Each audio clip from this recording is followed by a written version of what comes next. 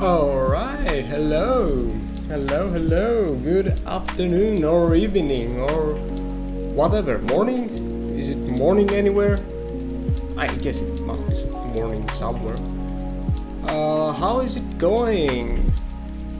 How is your week going? Happy Tuesday and happy solstice for yesterday.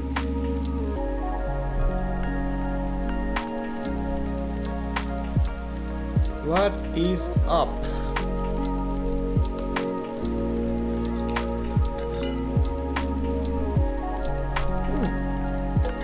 Hey Lady Rouge, how's it going? Oh god, it's so hot right now. Well, I'll be turning on and off the AC, I guess. It's, 29 degrees already, and it's not even July. I am gonna die here. Anyway.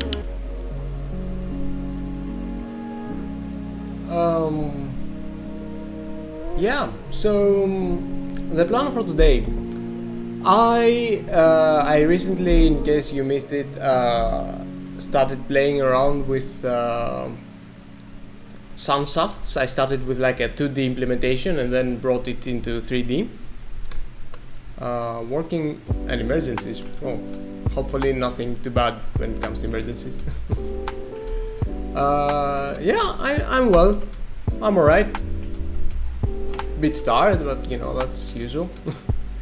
But yeah, the heat thing, hopefully the AC will mitigate that.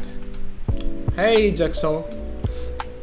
So yeah, I've been playing with light softs like these. This is a post-process screen space effect, and it's in 2D right now, but I do have it in 3D working as well, but I'm focusing on 2D today. Thanks, Kim. Oh, it's game dev emergency. Okay, then it's good. I mean, it's better than other kind of emergencies. Hey, then sucks. Yeah, so I actually wanted to make this ever since I saw that effect in Spiritfarer. So this time I wanted to make actually the water from Spiritfarer, which is... So here's the thing. Oh hey QBC, welcome. So here's the thing. I have some reference of it here, right? So in the past I had already made something like 2D reflections with a set horizon and all that in wall space and whatnot, and you could get reflections and all that. And I would do pretty much the same here, though I would make it as a post-process effect for the post-processing stack. So yeah. But then I realized that that's actually like 2 minutes before the stream. I realized that this effect is not as straightforward as I thought, because as you can see it has, not unlike an auger, it has layers. Like it's not just like one horizon, it also like reflects here and then again here, which was a bit troublesome for me, I'm not gonna lie. And I'm not sure how I'm going to tackle that, so at first I'm just gonna do it like with one horizon, like one reflective line, and go from there, I guess. And we'll see how that looks. So yeah, let me get that over here. Oh, thanks QBC. Yeah, it's been a while since I worked on like an actual shader thing, and I got excited with this, so I'm just milking it. So this environment, by the way, is from a free asset on the asset store. It's just called like free asset does 2D handcrafted art, and it's okay for my purposes. It has some things that I wouldn't do in an environment, especially one that I would give in the asset store. Hey Cyan, like it has a whole bunch of lights. I mean, they're not shadow casting, and I guess well, I guess you could say that, you know, it can be deferred, I guess. Oh, thanks Kim. No, it wasn't from the previous stream. I actually did that like on my spare time during the weekend. So yeah, I did not stream how I made this, but it's pretty simple. I can do a small breakdown. I've already shared about how I approached it on Twitter, so yeah, it's the same thing. So yeah, first off, there's a whole bunch of lights, so there's that, and that's not even the best thing. Let me see if I can find it. If I hit play. Ah, yeah. Oh my god, what? God, the frame rate. Anyway, so you have this water line here, right? I mean, and you would expect that this could be like a simple sine wave, but no, it's an animation. It's like, here you go. One frame, next frame, and it's going like that. I'm changing frames now, by the way.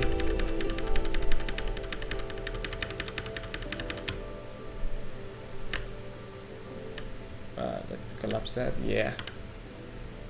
So yeah, I mean, why use shader vertex animation when you can like export 60 frames of the same image and then animate them on the CPU? Anyway, I'm not here to judge the asset. I mean, it's free and it works. So yeah, I'm so the purpose for this kind of 2D water reflecting thing, whatever, is that it's going to be actually a post-processing thing, So the goal is that you give a world height of where the water height is, and then you get like an area in your screen space, like I don't know, starting from here or something, like from here. And then since you already can read whatever is on your screen, you just reflect that and position it so that it matches the water horizon and all that. So there's that. That's the plan. So yeah, I'm gonna start making it as a post-processing volume custom effect, so that it plays nice with all the other effects and it can receive bloom and color grading and all that with the proper order. And then we'll see about making it closer to Spiritfarer, because yeah, I'm not sure how I can. I mean, I'm open to suggestions now that Cyan is here too. Like, my first approach is going to work with like just one water line. So you'd have this water line and then reflect whatever's on top. But apparently Spiritfarer is doing something else or something more clever, or I don't know, because it has like multiple reflection points. Like you can see that. I mean, it's not unlikely that they just copy their sprites and that I'm just being like really dumb about this. But in case they're not actually mirroring their sprites, I don't know what they could be doing for it to work. I mean, they might as well have like I don't know. They're probably just mirroring their sprites. Though I have reason to believe that it's not always the case. Because I'm not gonna show any video because spoilers. But when you get to the Everdoor, you actually get something different. If you notice how the particles there work and how like the glowy shiny thing works, that's Spiritfarer. It's a really great game. I finished it over this weekend and it's amazing. Also in this screenshot I think the sun is not being reflected, but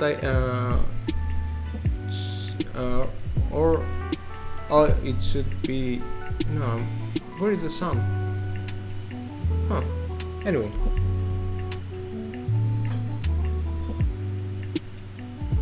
color madness bag.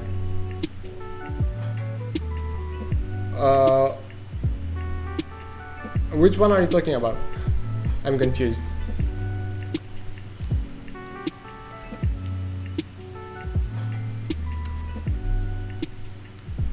I say the graph. Oh, yeah. Well, I'm in built-in now, so I'm not using shader graph here. It must have been a color space issue, like with gamma and linear, because applying some conversion to like from linear to RGB, it kinda worked, not perfectly. It kinda worked. I'm assuming that the reason it wasn't perfect is probably due to, I don't know, precision things, because of whatever math is doing to convert the color spaces. But it kinda worked. But the thing is that, kinda was not really good enough for me. The thing with, so just to get you in the loop, I had this really weird bug, and I will try to find like an image of it just to show you. Okay, found it. All right. So here was this is what my personal hell looked like today. So I had the shader graph, right? And I actually was not sampling a color. I was not using a color. I was sampling a texture. Okay, and the texture was gray. It was like the default gray texture, and then I also tried it with a gray color. Okay, it's like you can see it's completely like 0.5. Like, it doesn't get more neutrally gray than that. and I multiply that by 2, and I don't get white.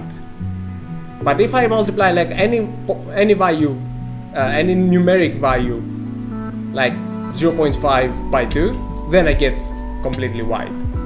And that also worked with like a vector 4, so it's not even like just one number. If I had these exact values to a vector 4 instead of a color and multiplied it by 2, then it was white and it was working. But if it was a color, no, it wasn't working.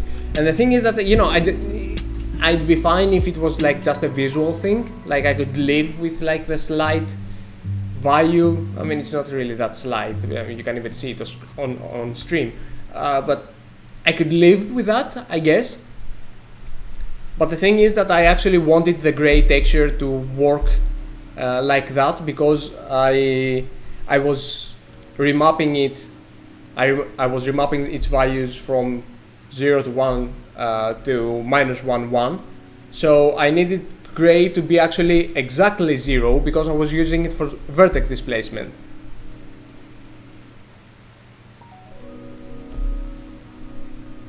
Yeah, probably, but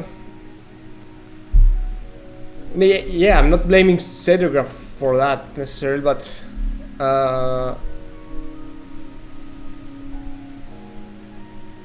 yeah, maybe. Well, I was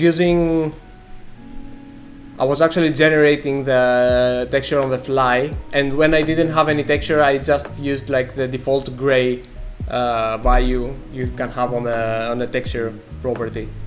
So yeah, but yeah, that was my hell today. Anyway, so I am actually gonna make this, as I mentioned, a post-processing version 2 custom effect. So I'll just get started on that. I might have to open another one just for reference, but whatever.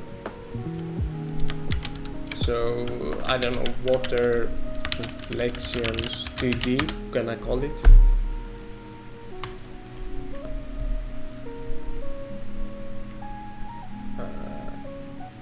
There we go, and yeah, sure. But let me open something else for reference. Sure, I'll just open the sunsets thing, but I do want it to be like a new window.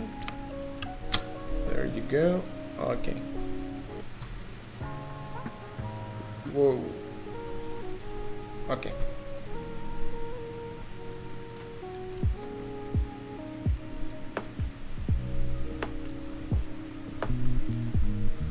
Hey Usercam, how's it going?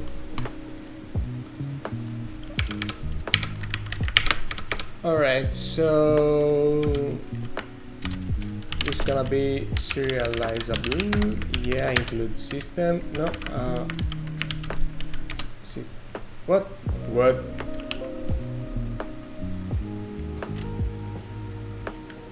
Oh no, what did I do? Oh no, yikes.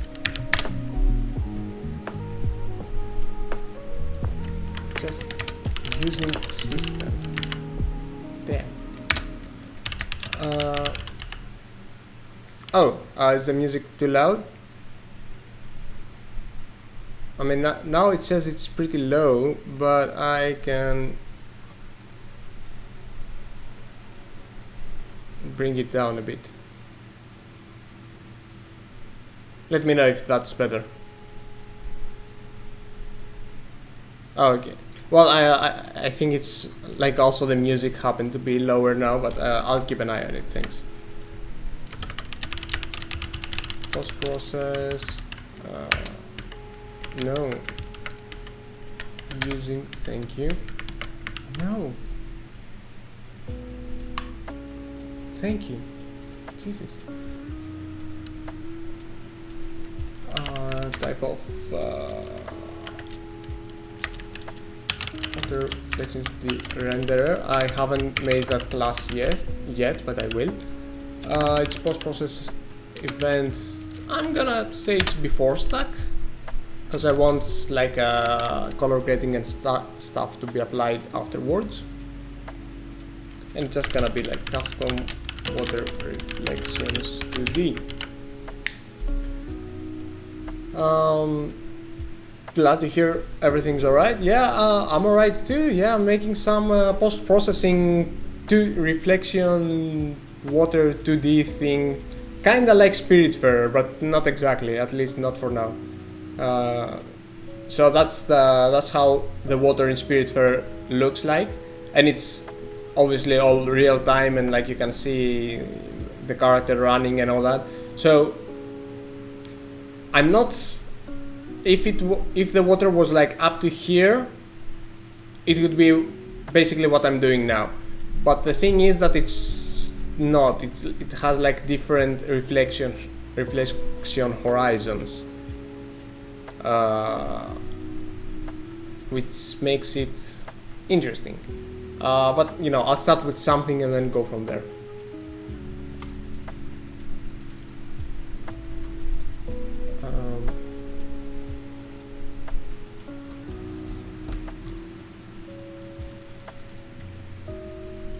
Okay.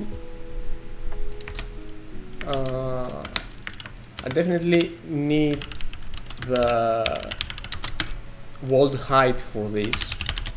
Water height. So these have a specific way to write. Oh, and this should be sealed, I think. Or I'm making it sealed, I don't know. Sealed water, just copy this, alright. And that's a... Oh, I'm not inheriting. So that's post-process. Oh, thanks for the follow, Kano, I guess. Post-process effect settings, yeah, and it's gonna be a post-process. Oh, yeah, I need to write that. Post-process effect renderer of type water reflections 2D. Is that right? Okay, now the AC is too strong. Yeah, sounds about right. Let's implement this bad boy. Okay.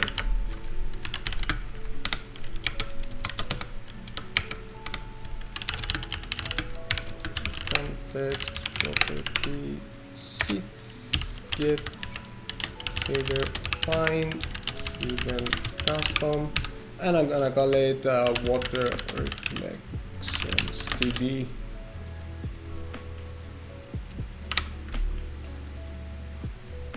Alright, and just to get something out, let's actually see something on our screen. Context source, context destination, and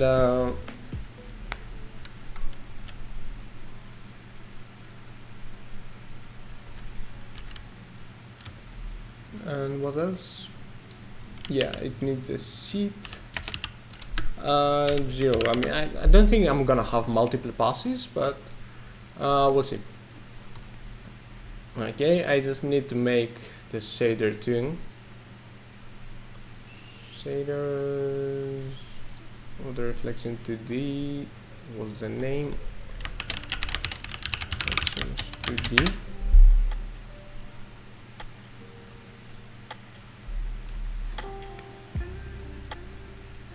Okay, alright. So I'm gonna steal some code. I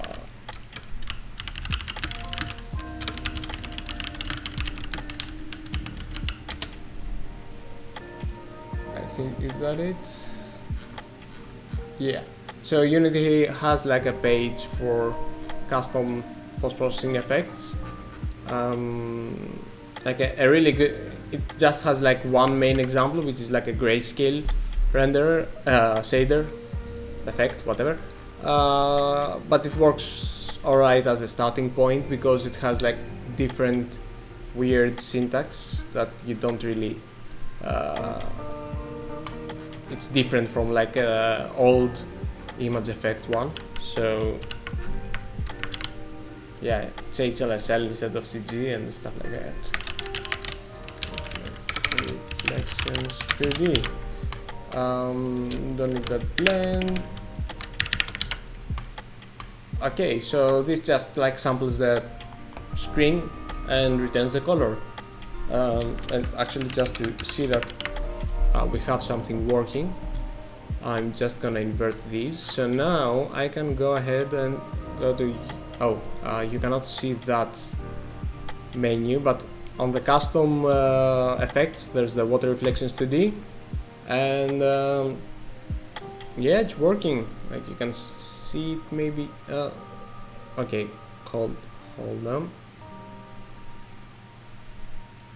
Okay, yeah, you can see it here. And you also see the parameter I made, which does nothing right now. Alright, good start. So here's something that, I mean, it's pretty straightforward, but it kinda took me a while to figure out.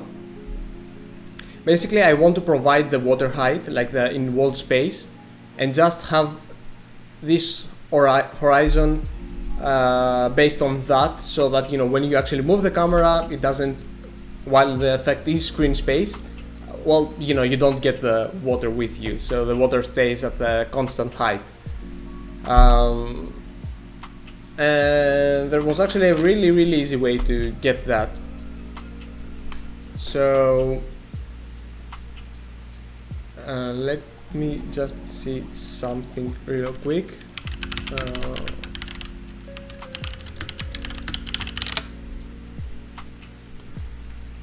I just need. All right.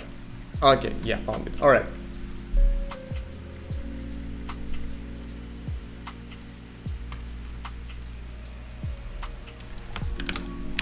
Okay, so first off, I need to pass like the water height here, which I can do from here. Shift properties set float water height settings, water height.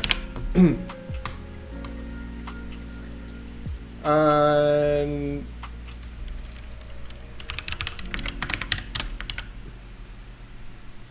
oh, thanks QBC. Yeah, no, I constantly try to go back to something like simpler, but I always come back to this.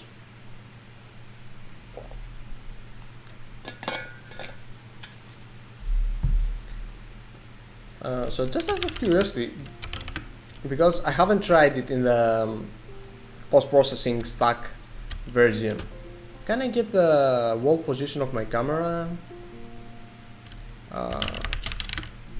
I mean, just, you know, if I return, thanks for the follow, Lazy AT, wall space camera pose and 1. Okay, I do have that. That's good. Yeah, okay. That's one win. Yeah, I mean, I don't really want much more than that. So I can actually get the water in terms of UVs using an inverse Larp, which I have to define because I don't have it handy. Okay, there we go.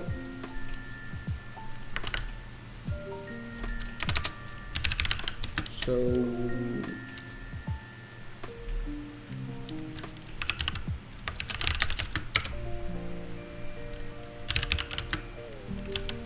float B and float T. Yeah, just return T minus A divided by B minus A. Yeah, that makes sense, but I don't want to write this by heart because I probably will write something wrong. Okay, so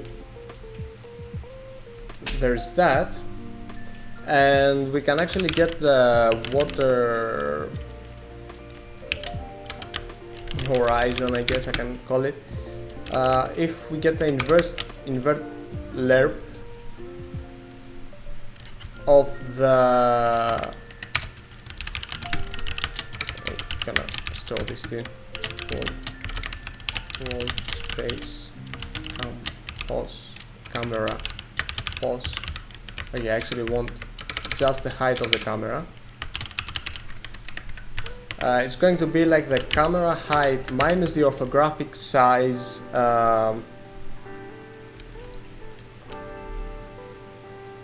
yeah, minus the orthographic size.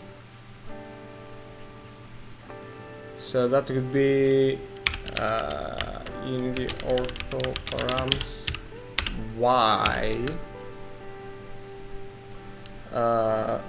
I think it's y at least, and then again the same thing, but like plus the orthographic size.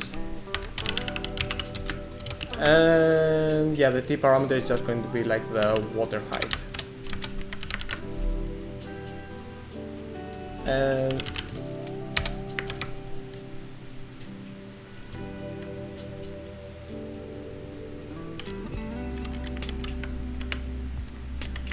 yeah, and I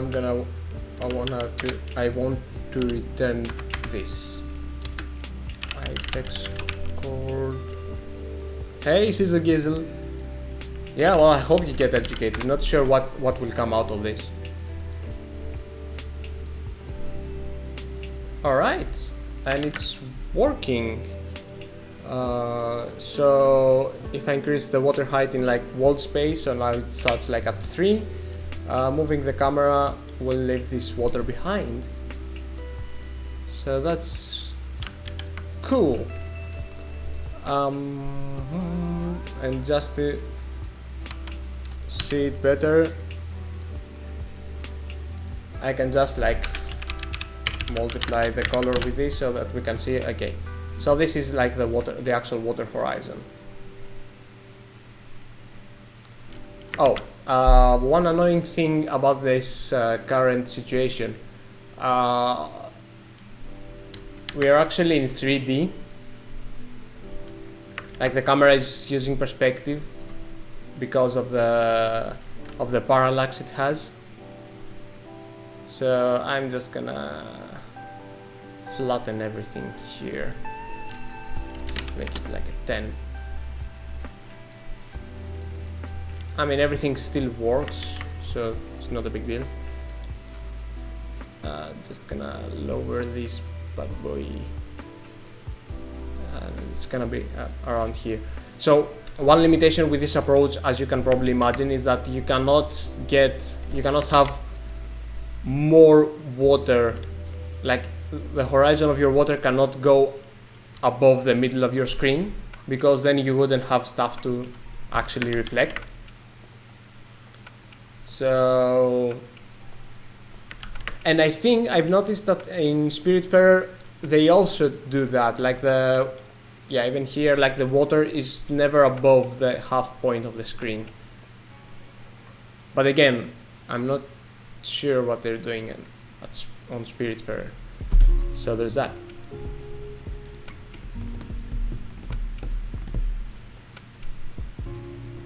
Okay, so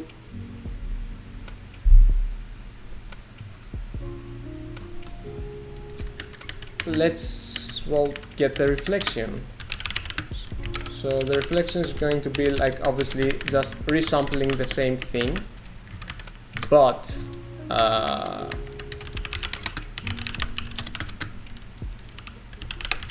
gonna be, first off, not won't change at all. It's all gonna be on the Y. So first off, it's going to be reversed.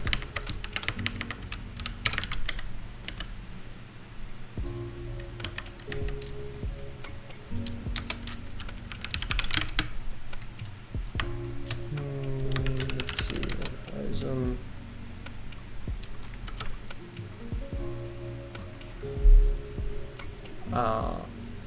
Wait, okay, yeah, step. Just gonna copy this thing, thank you.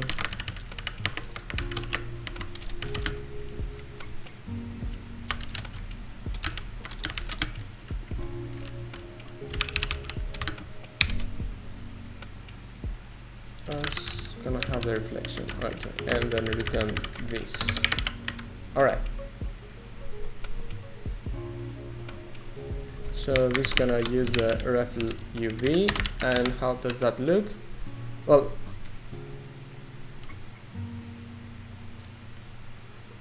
okay.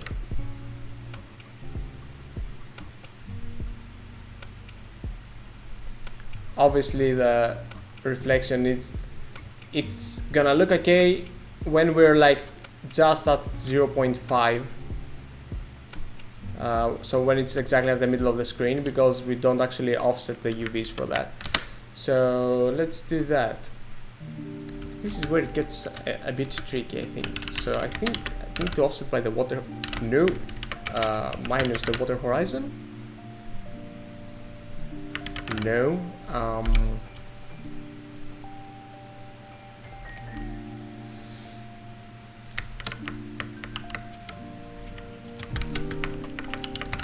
Okay, just gonna try out some stuff before I actually try to think about how to go about this.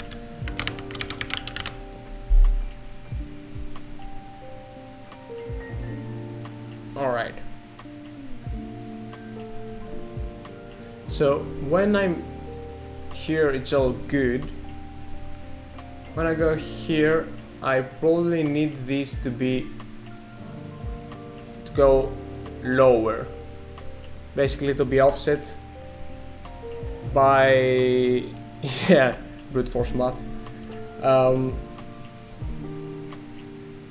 So here it needs to be offset by 0, right? I think I should actually just count the offset of the water horizon from the middle. So I think that should look okay. Need AC again. Reflection offset. I think that's gonna have to be 0.5.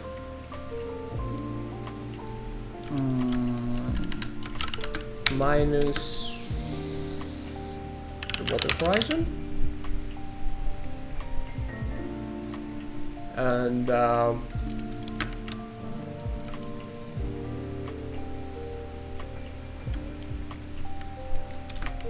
just add that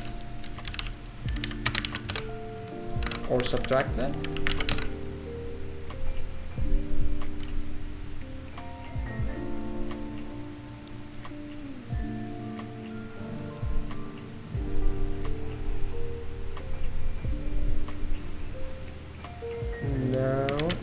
Or put it in here. No, that's, well, yeah, obviously that made no sense.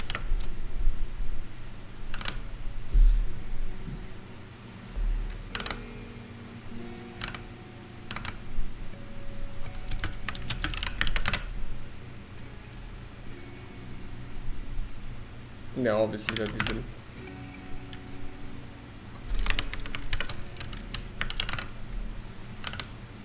No. Yeah, just some more brute force math. There you go. I can't believe this worked. Yeah, just brute force, man. Just multiply stuff and yeah, just subtract here and there and shit works.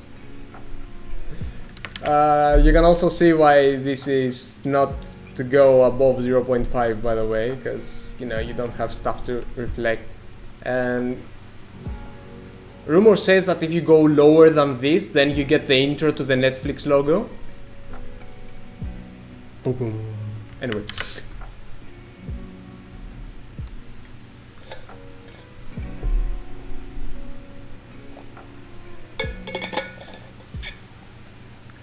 Alright. I cannot believe this worked again. And yeah, it works with the water height and all that, so that's cool.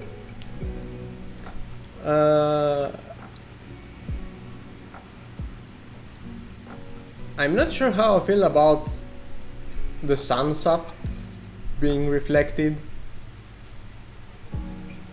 but there is actually a workaround for this.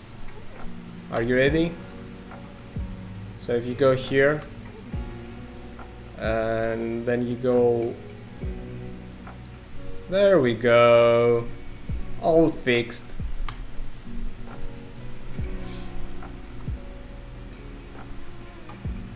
Oh yeah. Yeah, and apparently there's a new Rick and Morty episode or something. I don't know. I don't really care.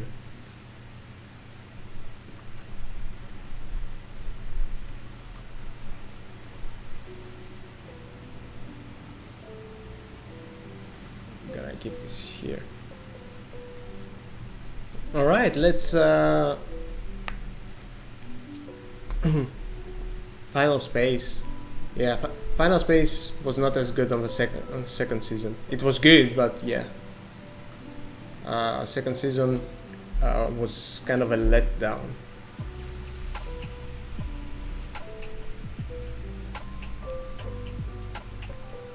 Oh, thanks, Season Gizzle. Well, I cannot take credit for the environment. As I mentioned, it's a free asset on the asset store. I just made like the sky and the sun and, you know, everything that matters. Oh, there is... Oh, hold up, there is Season 3?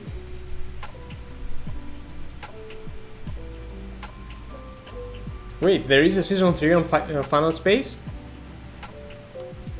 I haven't watched that. Oh, it's on Adult Swim. Oh, okay. Yeah, we don't get that here. So I might have to look into alternatives. Anyway. I'm probably gonna need to like blend some colors now.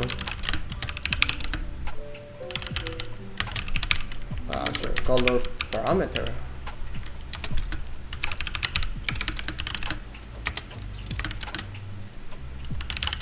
It's gonna be, let's keep it white as default.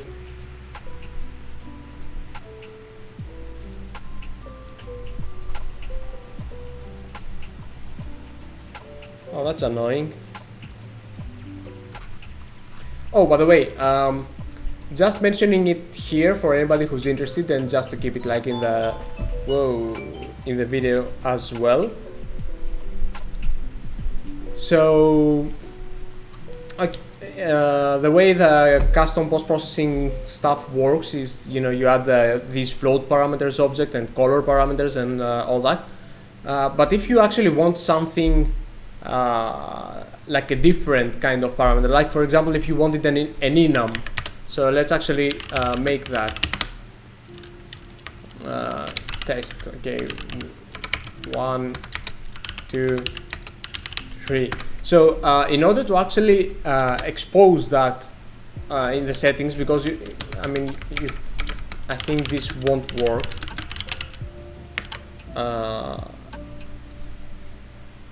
I don't think this will work. Yeah, see, well, you can't see because my face is hiding it, but yeah, it doesn't show up in the settings here. So in order to actually get that or any other custom, anything serializable that is not like a color, a float, or like a vector or something that you can just use the existing ones. You can do it like so. Alright, you make another class, like a public sealed class, and make it serializable, and you call that I don't know, test parameter, for example, parameter, and you say parameter override, and you add the type of the parameter you want to override, and you leave it blank. And then if you say public test parameter test, and you initialize it like that, and you say like value equals, I don't know, test.1, or you know what, 2, why not. Now if you go back into your effects, you can actually see it. Let me unhook the inspector. Alright, you can see it here. So you can see it has like the default value of 2, and you can actually pick stuff and whatever. And that actually works with like anything that, you know, whoa, I turned off the wrong thing. That works with anything that you can serialize. So it could be like a script or an object or scriptable object, I don't know. So yeah, that's something that might come handy to somebody. And you can also create a custom inspector as well, so you can like show and hide parameters, whatever you need. I won't have to do any of that here, but you know, just thought I should share. Okay, I should also pass the watercolor, set color, watercolor, settings, color. Oh, just call it color. Yeah, just call it color. I mean, I'm not gonna have more colors.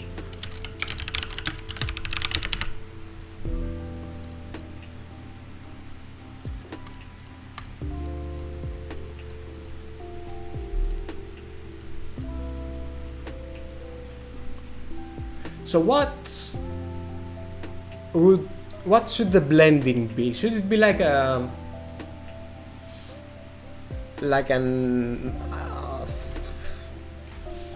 alpha blended thing, or like multiplying? I mean, what does it look like it is here? I think it's, is it like multiplied, or I think it's more like alpha blended. Well, not alpha blended, but you know, like Larped, which is basically multiplied. Yeah, you know, I don't know what I'm talking about. It's late. Give me a break.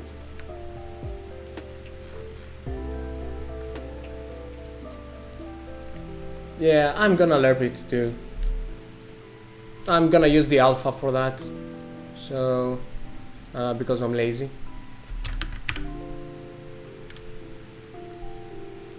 So it's gonna be Larp. It's gonna be a float 4. Whatever, and this is gonna Larp between this and the color RGB using the color.a or alpha, whatever, and that should do the trick. Let's go back, and everything should be broken. This is how these shaders break, by the way. This is interesting. So what did I do wrong? I mean, it is kind of like the sunshaft and like the single magenta triangle. You know, I can sell that as an NFT. It's not even gonna be like the ugliest NFT.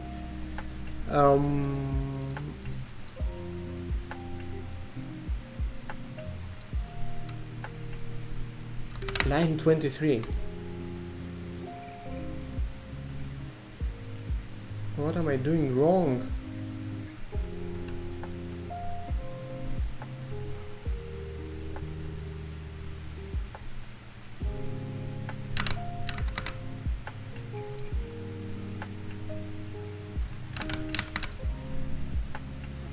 I'm missing something really stupid right now, I'm sure.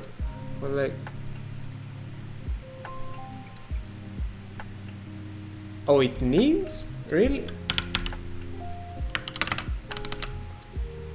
No. It could be. No.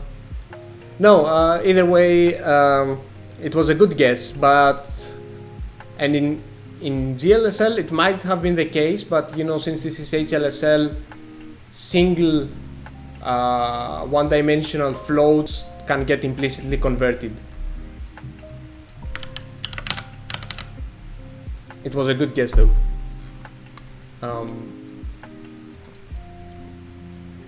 RGB, okay, XYZ.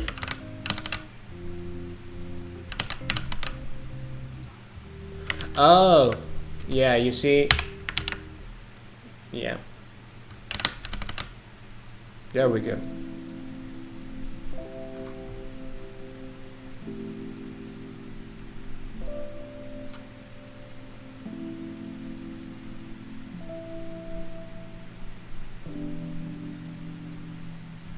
There we go.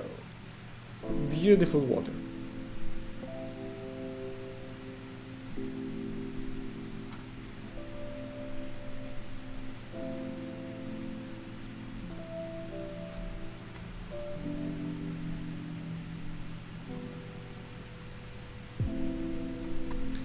I mean,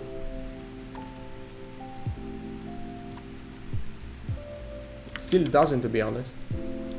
And also, there's a fun fact about this shader. So, if you dig through like some of my really old tweets, and we're talking 2017, right? You can find an effect like this. Obviously not made with a post-processing stack. It was just like a standard image effect, and it was working like the same way, you know, with like a wall space and the water height and the consistent with, well, the reflections weren't consistent. You actually had to manually input the UV offset, but still, the thing with the height worked like this, right? And I had no idea how to do that. And again, that I did some really brute force math. And even now, if I open the shader, I have no idea what it's doing and why it's working. Like, I'm modifying properties and variables that I shouldn't modify. And like, I don't know, it somehow just worked. And it's crazy that it worked.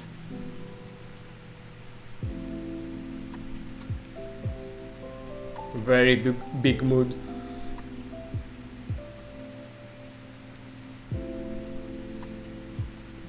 Alright, so now we can actually do something even cooler, or at least I will try to do that even cooler thing.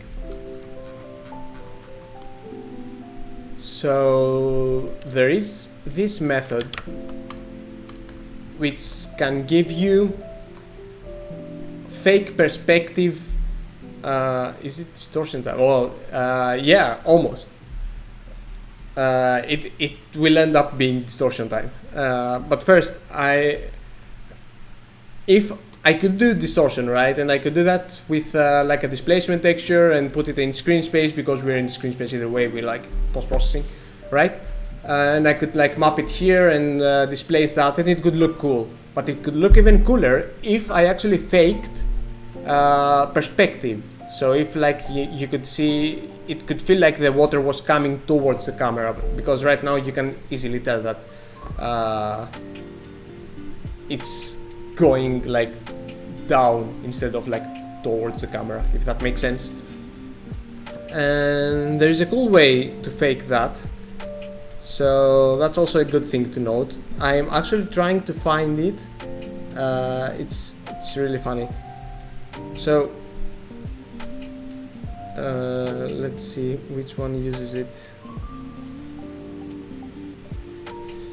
So yeah, in case you've missed that. Wait, where's the camera? Yeah. So can you... Alright. So when I was away on my conscription, I was really bored and I had time and my cell phone. So I actually wrote GLSL shaders on my phone. Right, all this is like a GLSL shader. Some of them I have shared already. Hey Roxelis, thanks for the follow. And in some of these I actually used this technique. Obviously this is so badly written because, well, it's like written on the phone as if shaders were not hard to understand already. I think this is it. Yeah, PUV. All right. So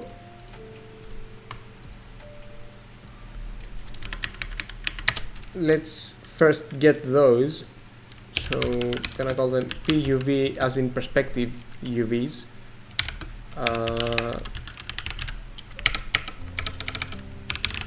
Text code. Then you get PUV.x minus 0.5, and then you divide by this. Don't ask me to explain it because I cannot. And then you add 0.5 again. Alright, and let's return that and see what it looks like.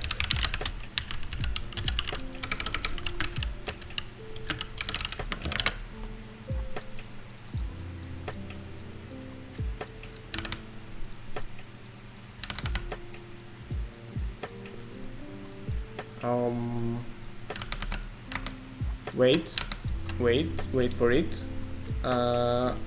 Let's frack this. There we go.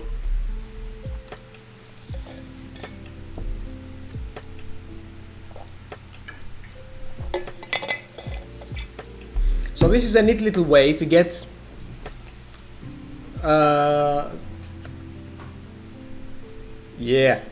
to fake perspective with UVs. Well, when you're like just in 2D space. You can see that it gets infinitely uglier, but yeah, whatever. So what I actually need to do now is to adjust that to so that this horizon actually starts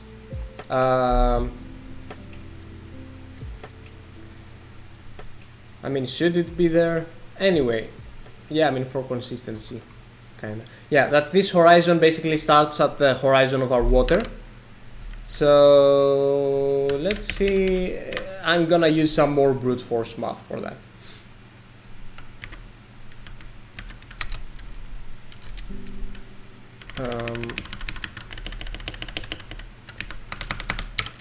So what would happen if I just add it, or maybe subtracted the reflection offset?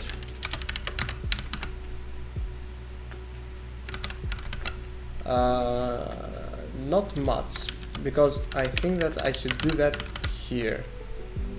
Kinda. Okay, let's add it then. Hold up.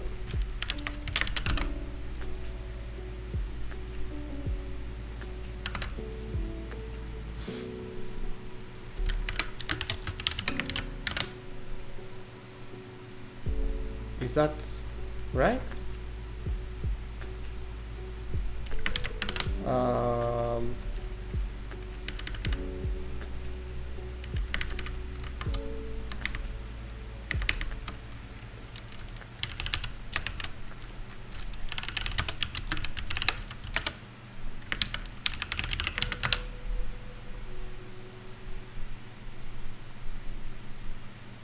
Seems it's right.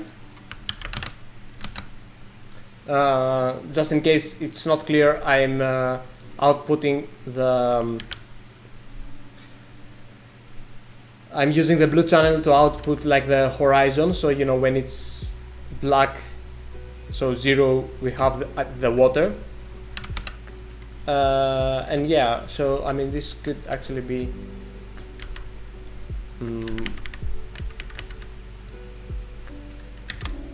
more visible if I just do this. Load 4 PUV XY 0 0 or 1 whatever. Yes.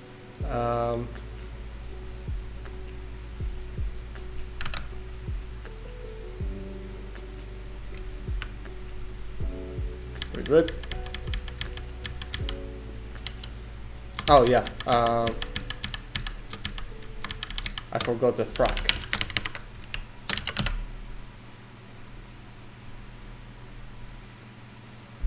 Yeah.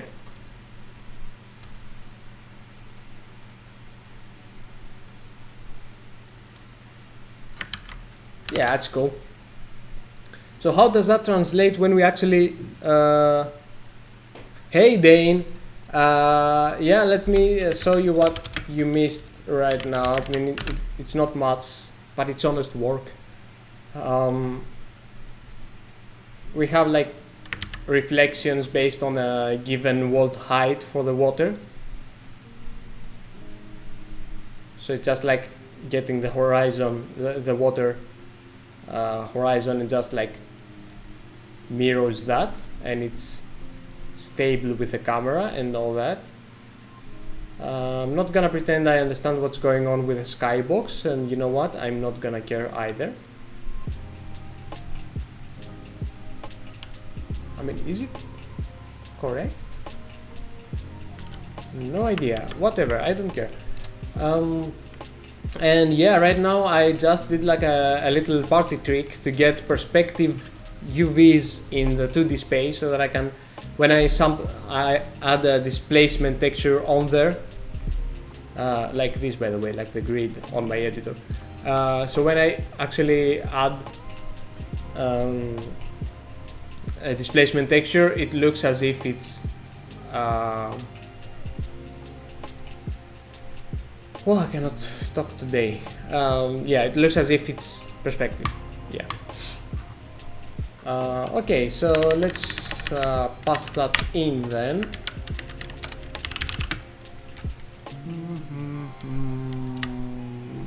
Texture parameter, displacement texture. There's new texture parameter. Value equals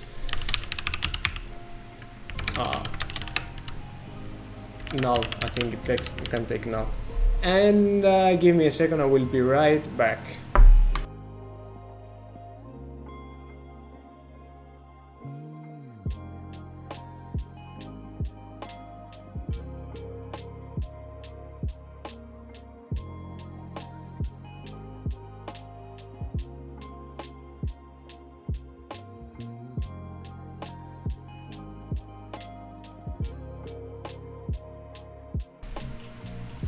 And I'm back.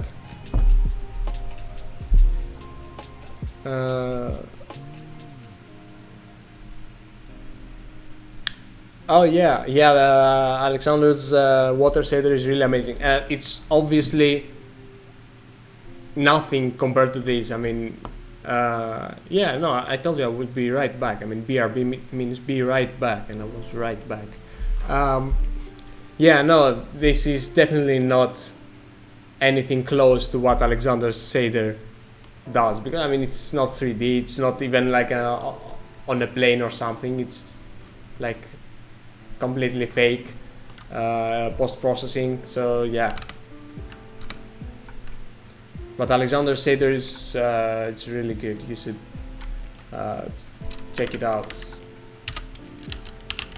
Properties, set texture, displacement texture,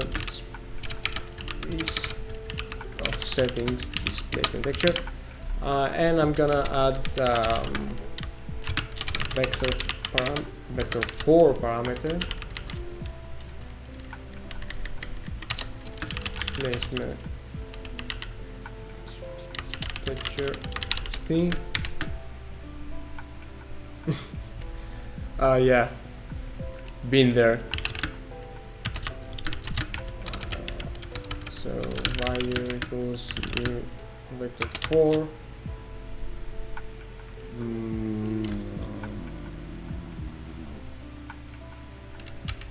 0, no, 1 1 0 0, and pass that on as well. Properties set vector displacement texture st, displacement texture st. All right. And okay, we have the UVs here, so I can go ahead. Oh yeah. One pet peeve I have with HLSL is that in almost every different tutorial or like reference I see, there's a different way to sample a texture, and I can almost never forget how to like declare and sample textures in HLSL, which is a problem because it's something that, you know, you do a lot.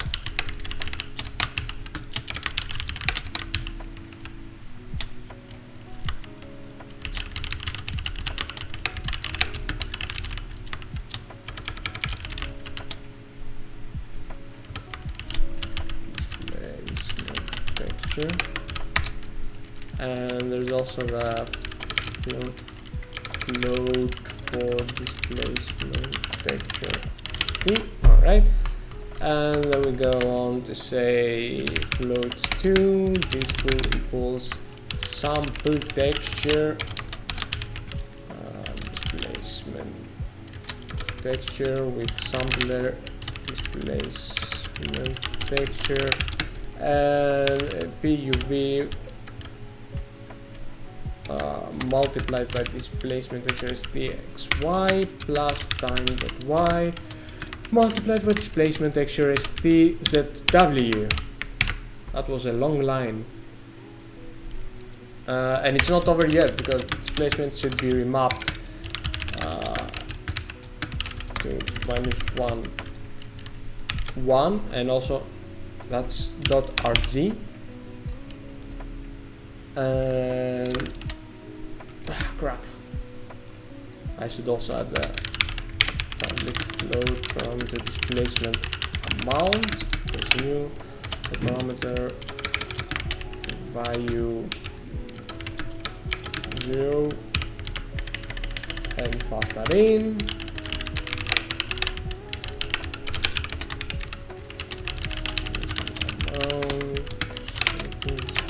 No. Okay. And amount. All right. And now I can just try this. All right. Let's see this in action. Perfect. Okay. Yeah. It doesn't like when it has null things. Oh my god. Oh my god. This is. Oh my god. This is horrible. What's going on?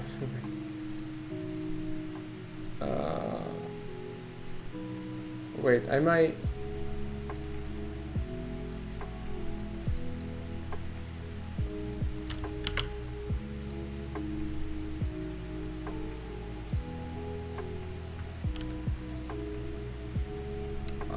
Line 22. Oh yeah, it doesn't like when it's null. But what am I supposed to do? And also it's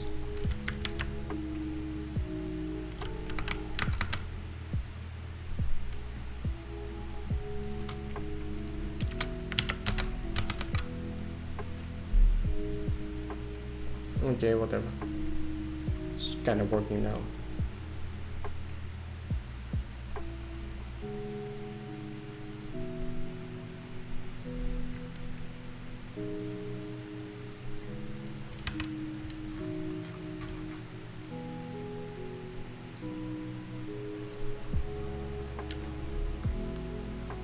All right.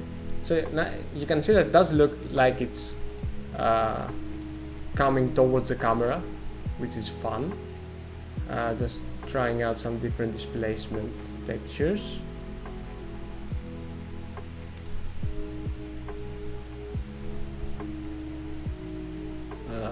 Maybe should drop the displacement amount a bit. Yeah.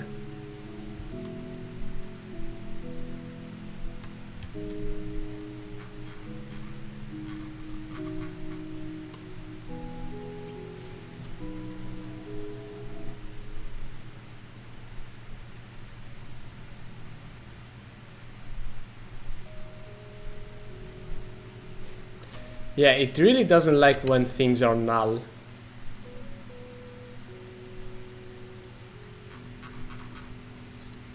Like, it really doesn't. So,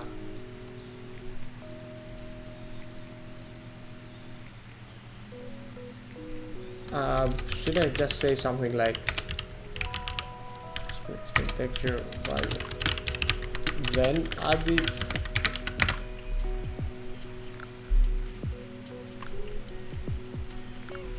Yeah, that seems to work okay.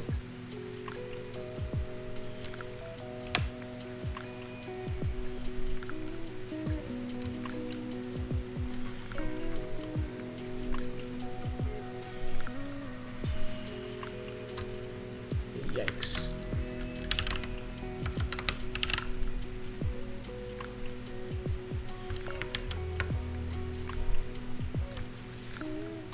Okay, so that's something. But you know what I want to do?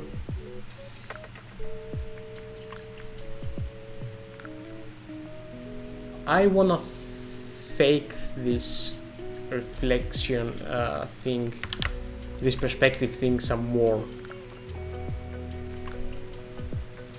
So you'd expect, since like the water is going towards the camera, that when it's close to the camera you don't get so many reflections. So technically the reflections fade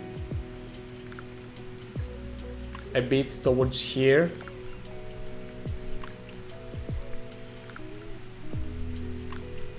So,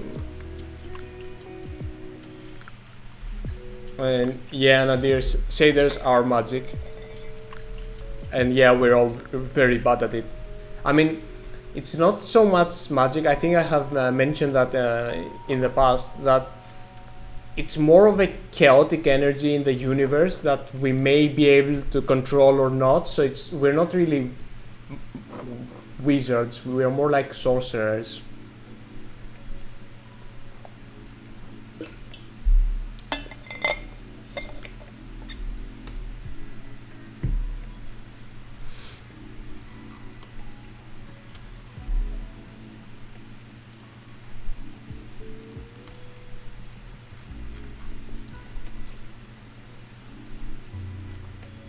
So fading those reflections actually should be pretty easy.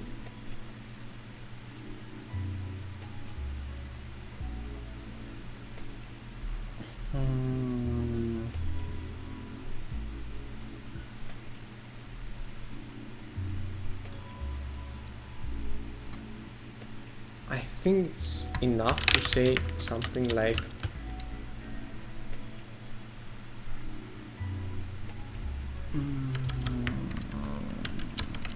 one with the reflection, and use a smooth step going from 0 to water horizon, using the text code Y.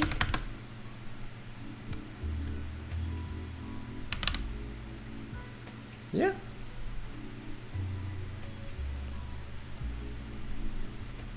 Though I think instead of one, maybe it should be color. That's pretty.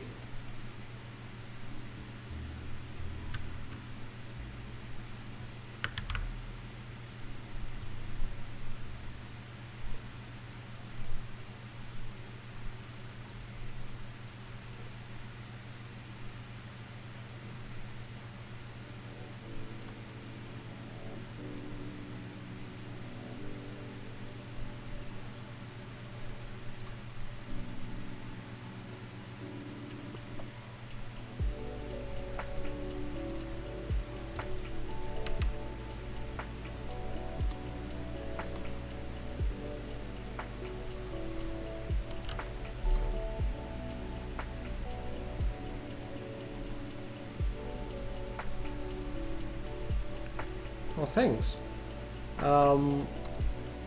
Also, you know what?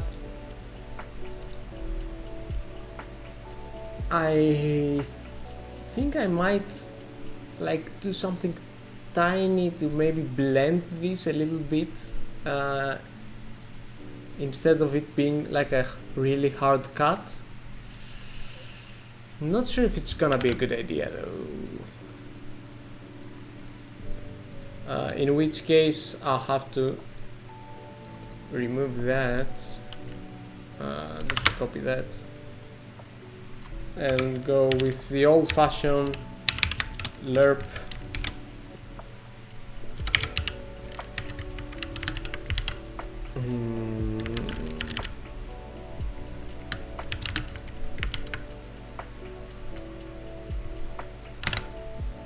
Okay, that's the same thing. Okay, so if I go smooth step and just go like minus points, I don't know, hard coding for now, and maybe I will expose that, maybe.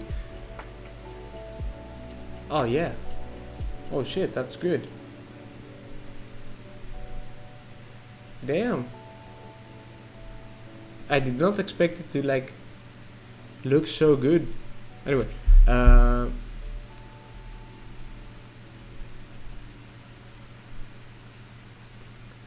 yeah, Cyan, that's true, because Ben Goles might be the only sorcerer among us. I don't think actually he was born with the knowledge.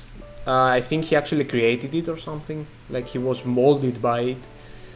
The water closer to you have a lower alpha value than further away. Their reflection definitely decreases like yeah, in which case you would technically be able to see underneath it, so that's what you're saying.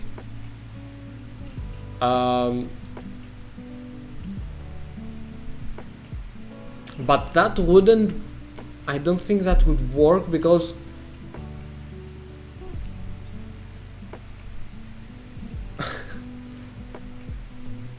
oh yeah,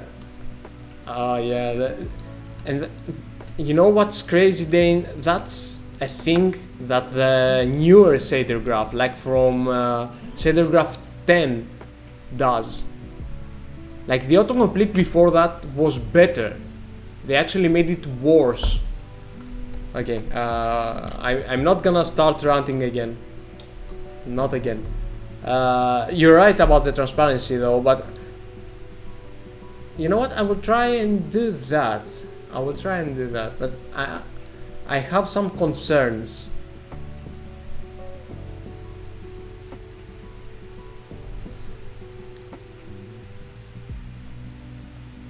So, what was it?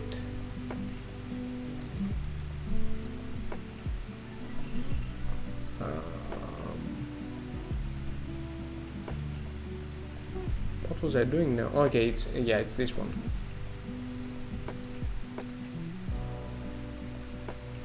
So instead, it should be like,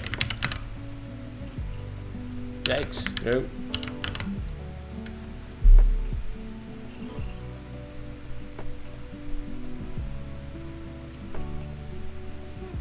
Yeah, no, the thing is that because of the perspective, if you actually saw like beneath the effect, you could just get like this, so it could kind of break the effect of the perspective.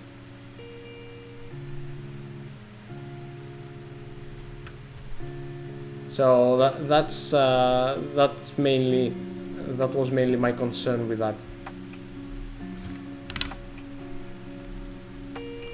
Also, you know what? Let me store that.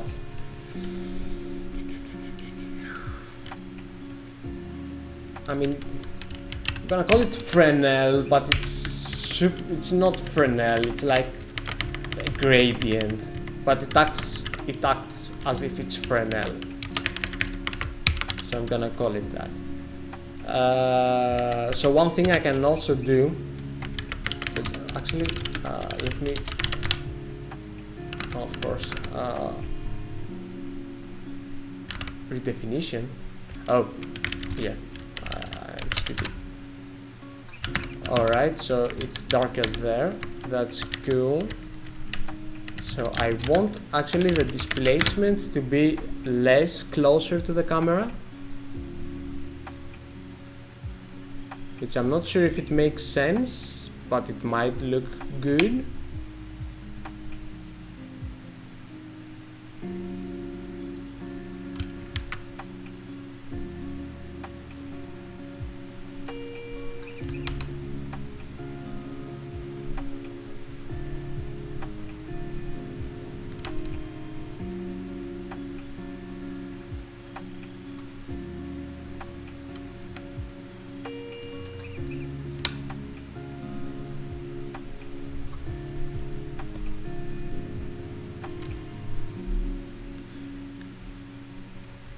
Yeah, true. I mean, if it was a 3D water, it would make sense to have transparency, but here I think it might be distracting. Also, the smoothness is way too intense here, so maybe just make it 1:1.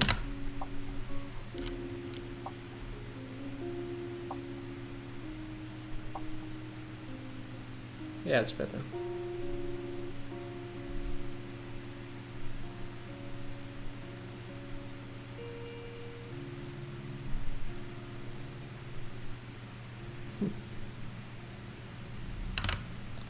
Wait.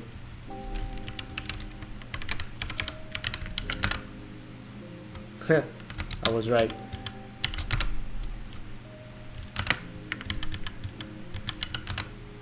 So the sun effect is being drawn on top of the previous effect. So because it's reading the alpha of the screen, if I actually reduce the alpha of the effect, of the water effect, the sun works better. That was just a silly little thing I wanted to see.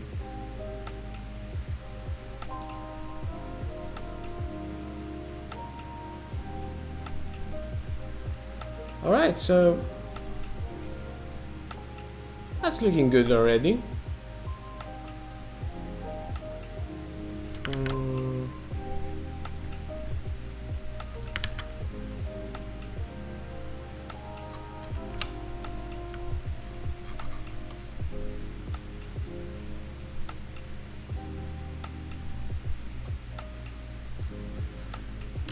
What else can I add to it?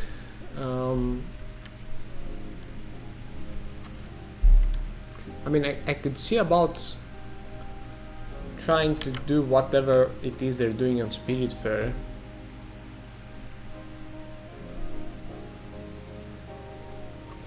Though I think, let me see if I can find any videos.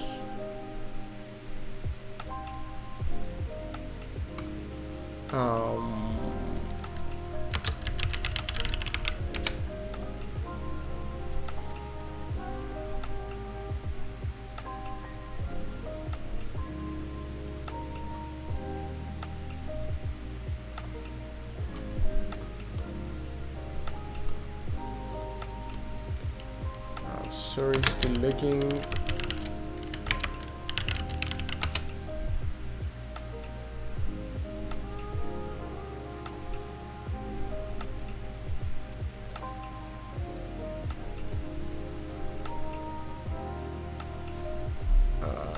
Trying to find a good scene, possibly with no spoilers.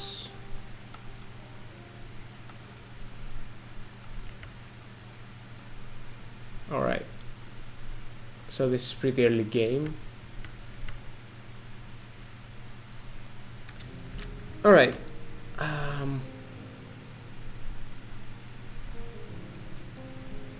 so here's the thing. I'm not entirely sure if the game is completely 2D. It might be 3D. Well, 3D, not 3D. Everything's definitely like 2D sprites, but the camera might be perspective. because it has this intense parallax going on. And it also has like multiple layers too, like you can see there's different layer for the box parallax layer, that is, and different like for each plank and all that, so it would make sense for it for them to actually be placed in 3D and actually have depth and have the perspective camera take care of the parallaxing, in which case all my guesses as to how this water could work are off base.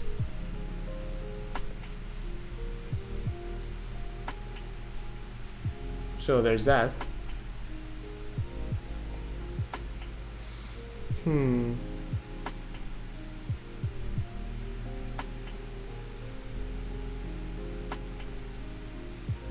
Such a great game.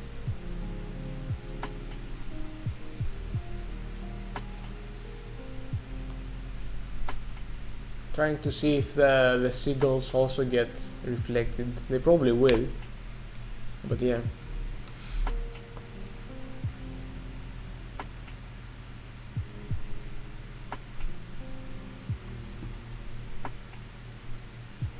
Water closer to camera would appear to be moving faster than water further away.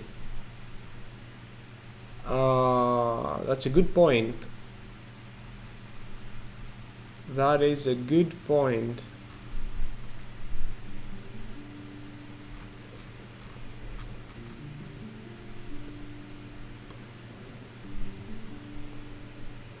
Well, I mean, that's kind of taken care of from the I know it happens, Dane.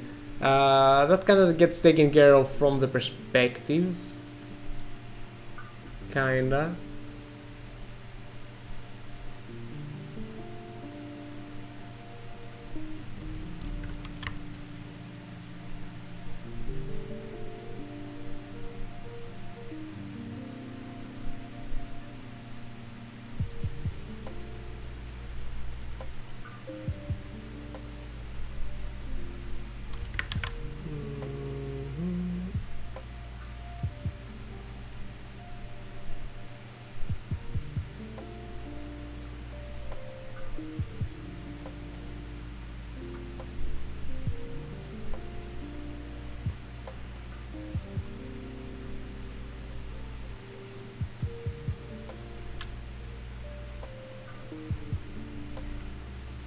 Wait, no, not this. This, yeah.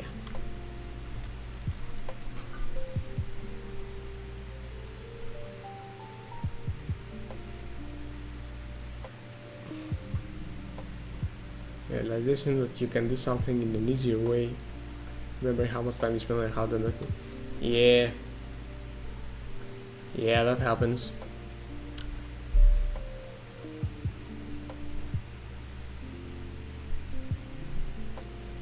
You can make this water really murky too, like.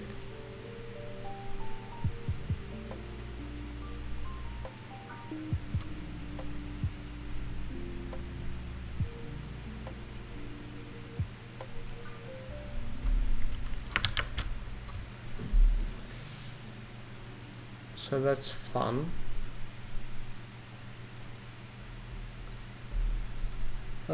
But I'm not sure about what else to add though to it.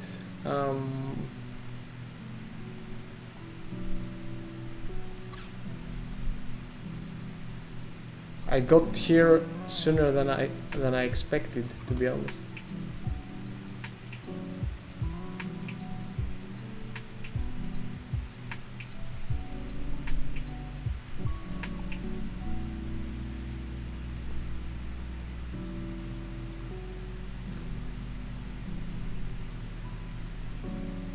The sun is not being reflected, that is to be expected.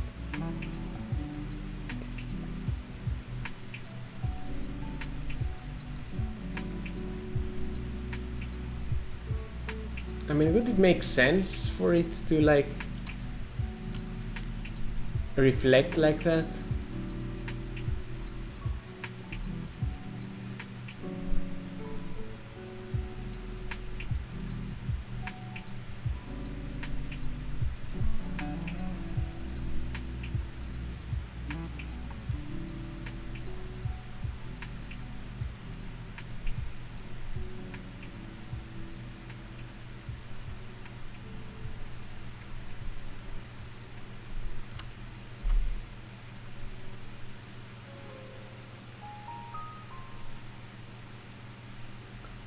It's also worth noting about these sunsets that currently the resolution at which I'm rendering the buffers is like 1/8 of the screen, and it's still looking okay.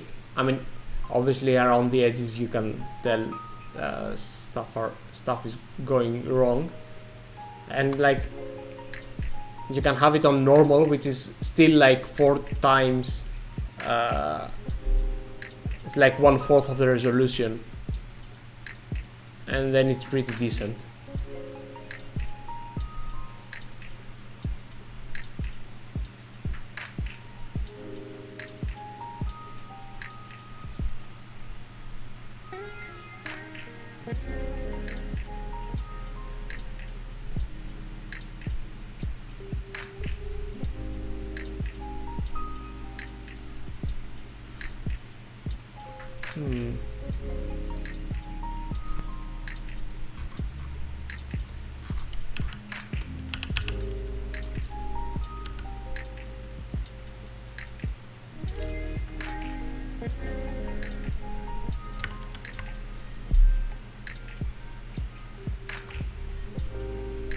The thing though with the different speeds on the water is that I cannot just multiply the time with the Fresnel. Do you know why? Have you ever encountered that? Like, what would happen if I got this here?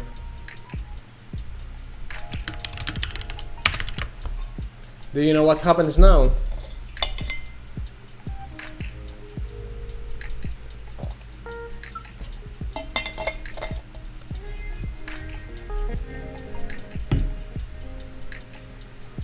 If I'm not mistaken,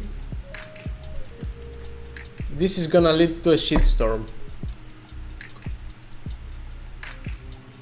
Well, it's kind of a shitstorm. You definitely cannot see anything moving, and yeah, that's what you get.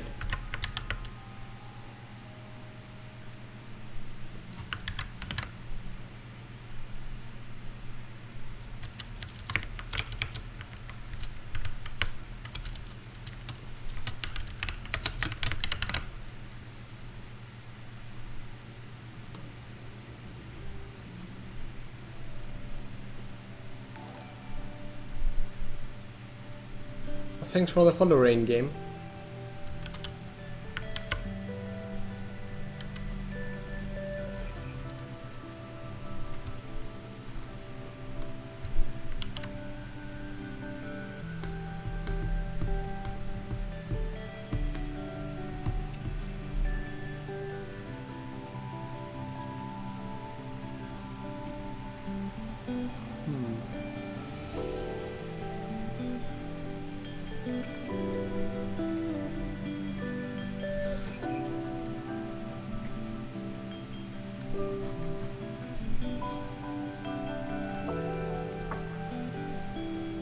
You know what, just for the heck of it,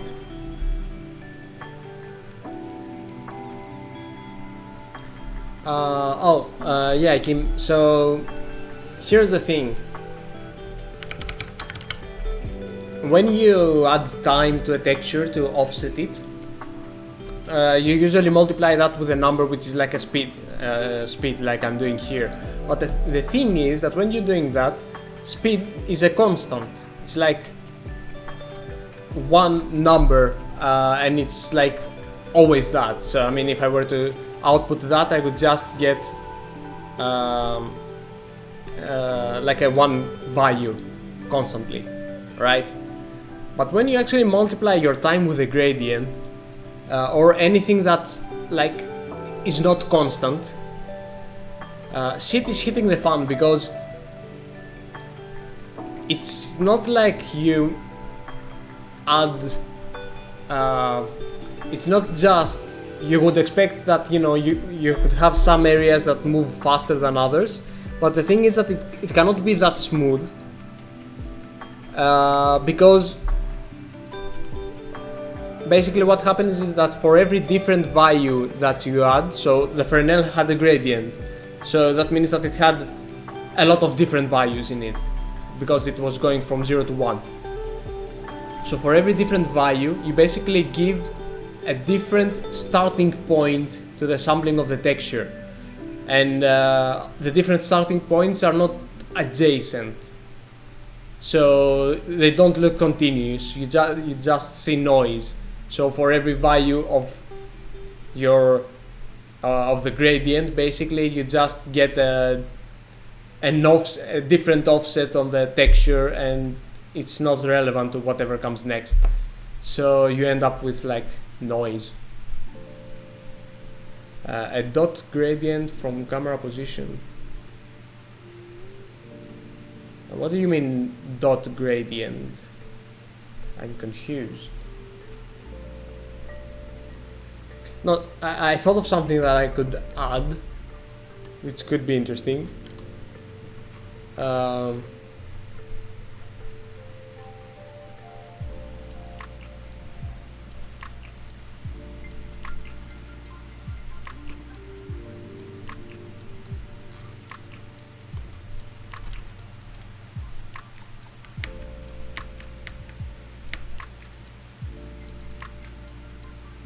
Oh wow, I'm looking at Nebula's gradient stuff.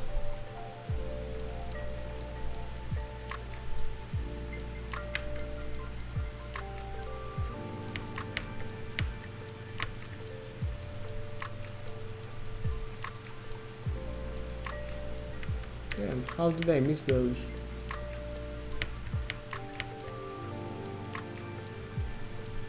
Those are really cool.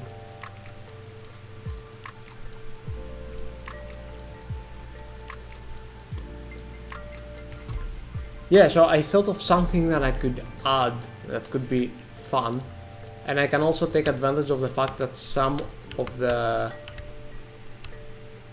this is trippy. Well, I guess it... Hold up, does that work in, like, with the perspective camera too? Yeah, it kinda does.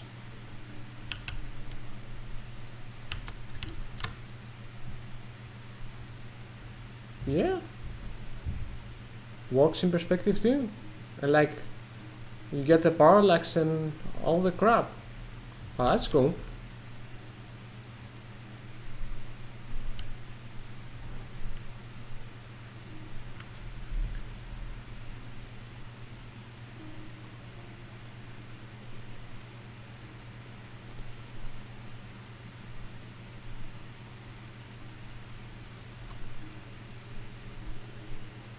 So yeah, something that could be cool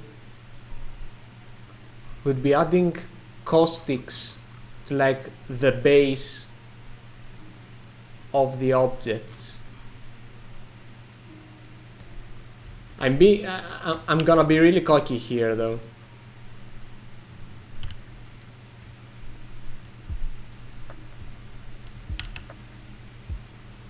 Oh yeah, the clouds. The clouds worked really well with the sunshafts, and it was like a super easy thing to do. So just to, since I mentioned that since I have the time, and I mentioned that I could break it down a bit. Let me see scripts, sunshafts, 2D effect. Is that it? Yeah, that's probably it. Okay. So you can see this is also like a post-processing thing, but it's quite bigger because it has well, a bunch of parameters first, and also it has a bunch of passes, like it's doing whatever it's doing in 4 passes, and we can see those passes like this: context, destination. Alright, so here's the first pass.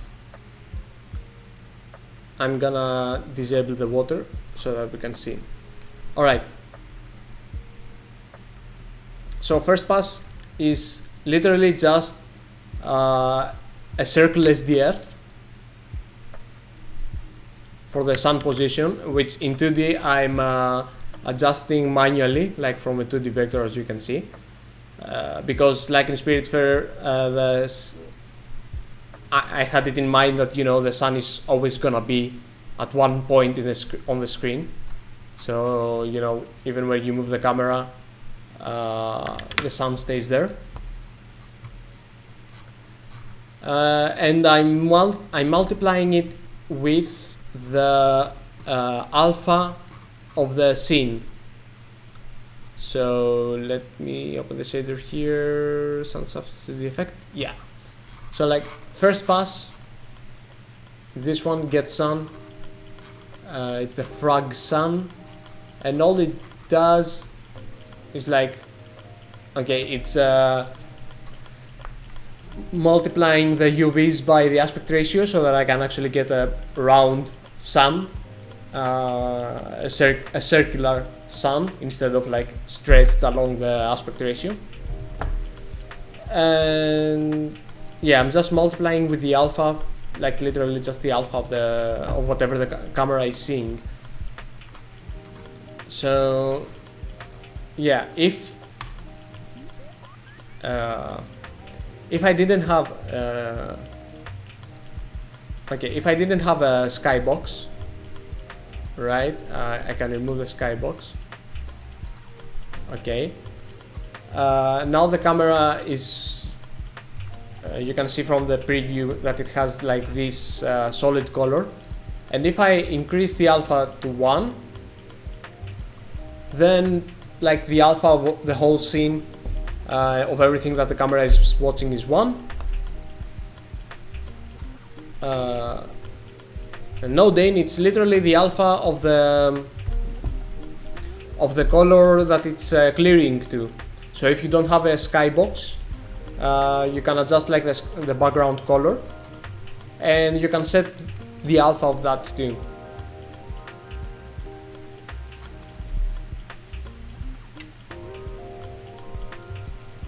So it's using just like the alpha values of the scene to basically just multiply the sun SDF with that.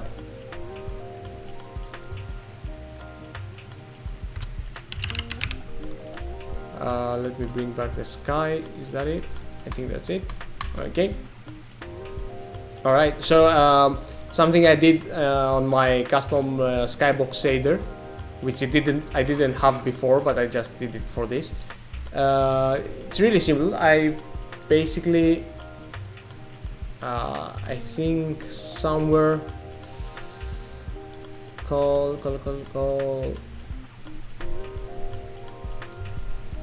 Oh yeah, I just did this.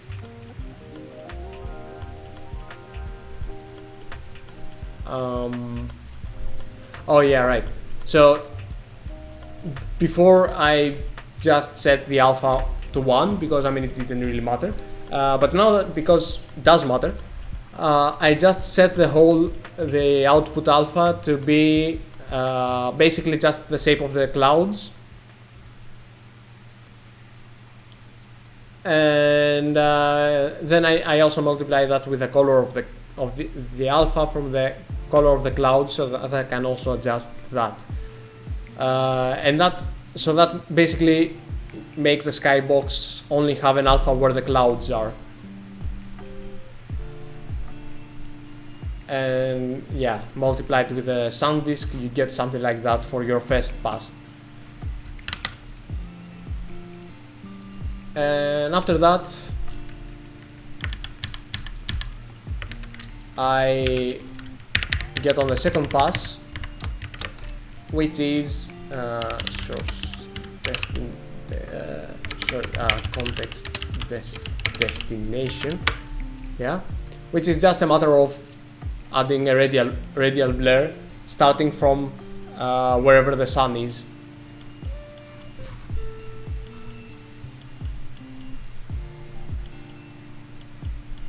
So yeah, that has a, well, this effect. And yeah, because it also takes into account like the screen space, sun position, and it's not just like a radial blur right from the center of the screen. It offsets it in that way so that it looks good, basically.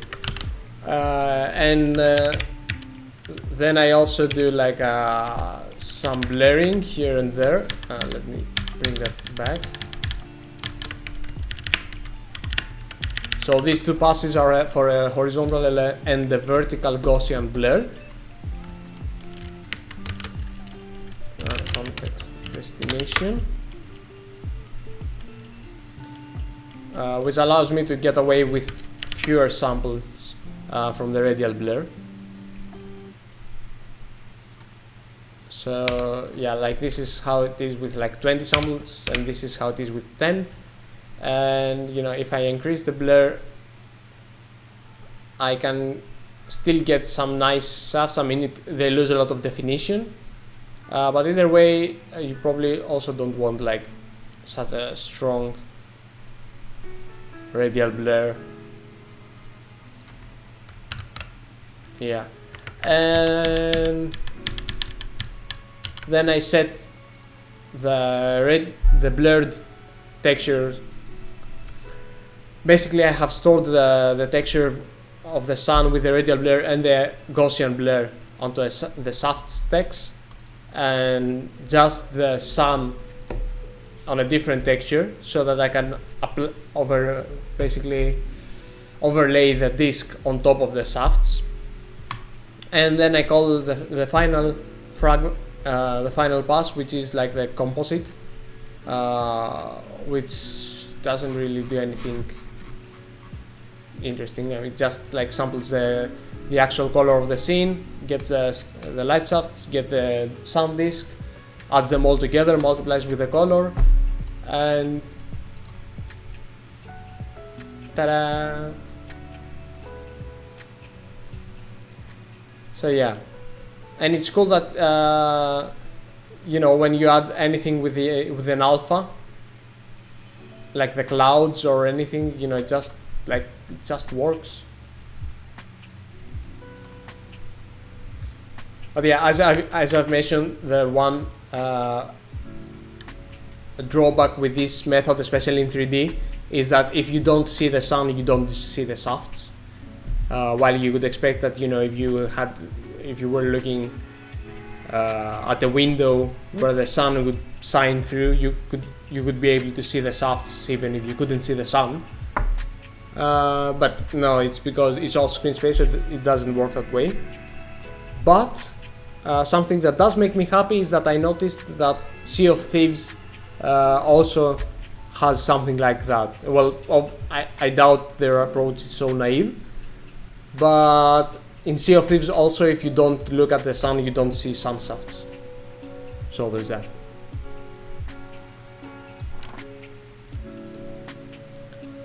Bringing back the water, there we go. Oh, I'm so glad you asked, Job. I have it in 3D. I have it in this project, and I will show you right now.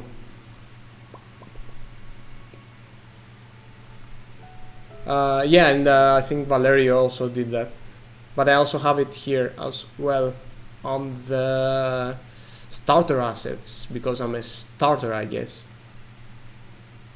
First person, scenes, playground. There we go.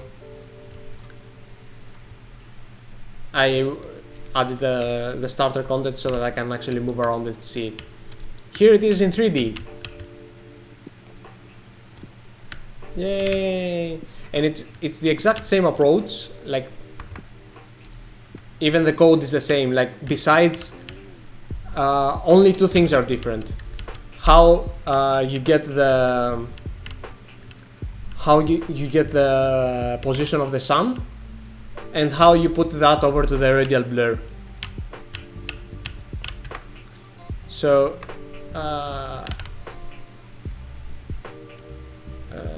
where is it? I'm blind. Okay. So yeah, this works with like the direction of the directional light and all that. And yeah, I shafts from the side. You do not. If you don't see the sun, you don't see the shafts.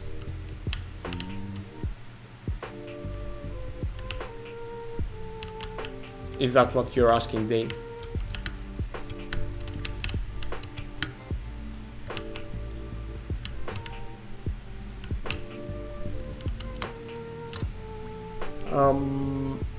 Yeah, I also asked on Discord about some issues I had with this, because the first pass it was easy, right? I can actually show it to you as well.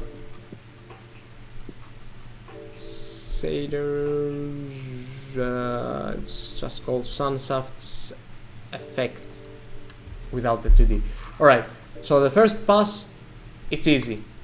If it's 2D, it's the same thing. I just get like the position, the 2D position, the same way I did before. But if you're in 3D,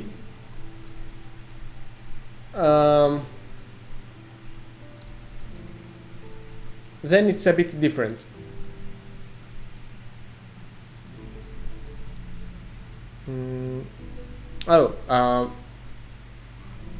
Wait, ignore that. So, oh yeah, here you go. Yeah, this was how you get the sun in 2D, and this is how you get it in 3D. So, because the directional light. Oh, thanks, Dane. Yeah, I always like bloom everything up. Because directional light is not actually a position. It's not like a. I actually show that in Unity's code on the sunshaft image effect it had since Unity 4, and they were actually using the actual position of the directional light, which made zero sense to me anyway. But yeah, it's the world space, the position of the sun. Well, it's irrelevant. You only care about the direction. By the way, one issue was that I don't think I can access world space light pos from here. I don't think it works. Yeah, it doesn't work. It doesn't know about that.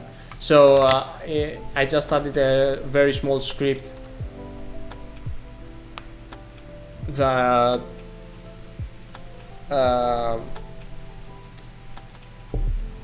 just passes the minus transform.forward of the directional light over to a global vector. Right, and then I actually get the view space, the world space view direction of the camera, and compare these basically, and get the distance between these two to actually get the SDF, this SunDisk SDF. And that's all good and dandy, and then you can get the SunDisk the same way. That's great. But I had an issue later on with the radial blur, because I actually needed to get the sun position in clip space. But the thing is that you don't really have the position of the sun, you have like the direction it's shining at, so you don't have a position, like a world space position that you can easily move towards clip space. and that was my issue. And the way for that was actually right under my nose, so I just needed to convert from the camera's view space to clip space, and I actually did the inverse of that already, and kinda ignored it. So let me show you the code. So yeah, I got this from Royston's tutorial on outlines, which is using a custom post-processing effect like me here, and this actually gives you this like the inverse, and this basically can give you the wall space view direction of the camera in a post-processing effect, which is awesome. And you know, if you get the same thing without it being inverted, well, you get the view direction, the view space to clip space. So I use that here to get like the with some direction and some brute forced math, and inverted Y because it worked. And that's how I got the clip space position of the sun, so that I could use that in the radial blur origin and get the radial blur working. And the rest of the code is the exact same one as before. Like there's no reason to change it. You still have like a texture with a sun SDF, and you radial blur it, so it doesn't matter if it's 2D or 3D. So yeah. Oh, hold on. I wanted that. Okay, let's do caustics.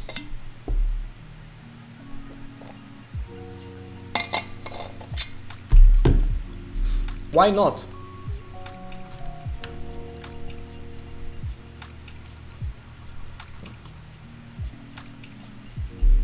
I'm gonna steal some of the code I did from the water shader.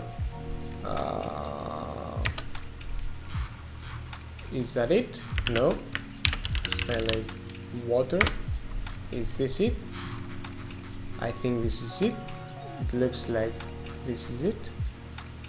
Oh, how handy. I already have the Voronoi. Ah, perfect.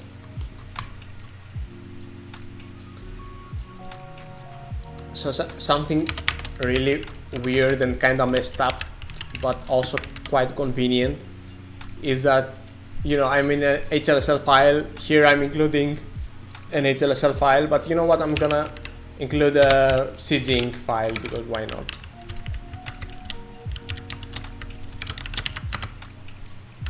And it's gonna work.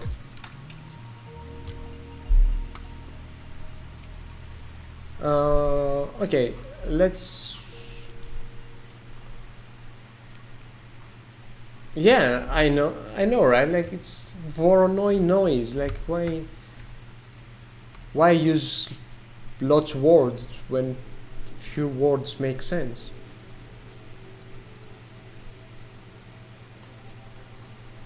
Hold up, I cannot remember how I used it though. Stylized water, okay. Caustics, okay. Alright, I'm gonna add, gonna make it with a vector 2.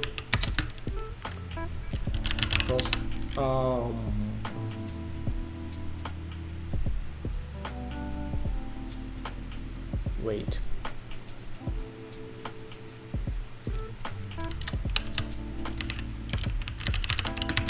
Okay,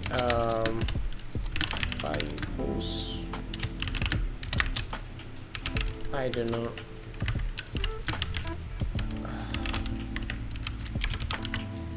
But I also want scales, or speed and scale. So it's gonna be vector 4.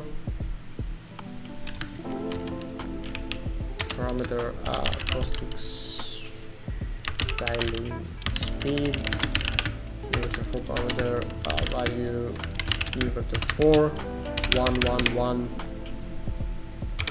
0001, and pass those over. Set properties, set vector caustic styling speed, no styling speed, and the same thing, caustics properties.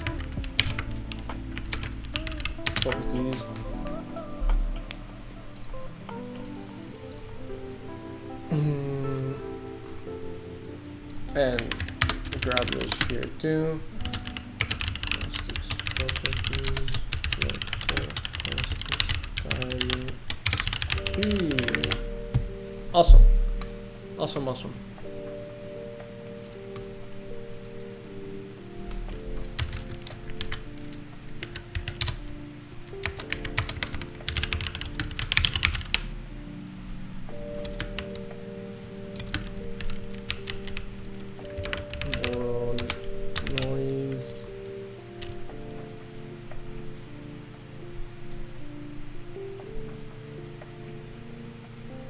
Should I make it 2D?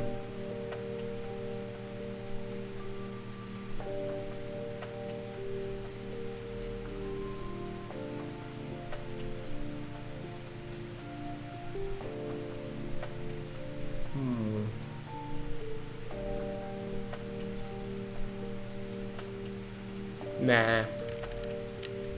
So it's gonna be this. Oh, Anderson Kev.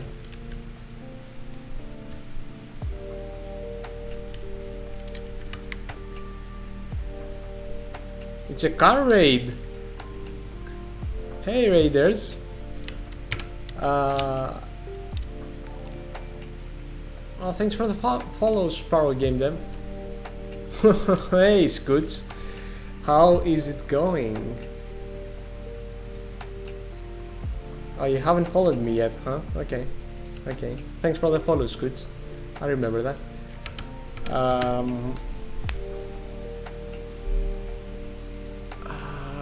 I lost my train of Seder thought.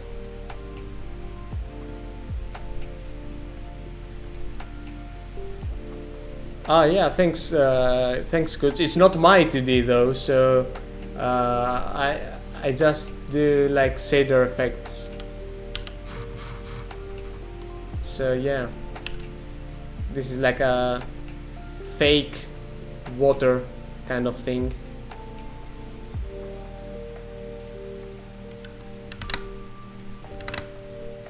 Oh, thanks, Jasper. Yeah, I try to make my VS Code look pretty too, and also has particles.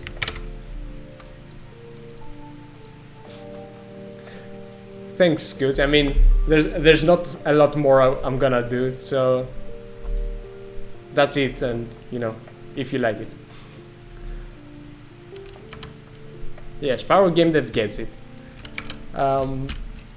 So okay. Oh, okay. So y multiplied by displacement, no, caustic styling speed x.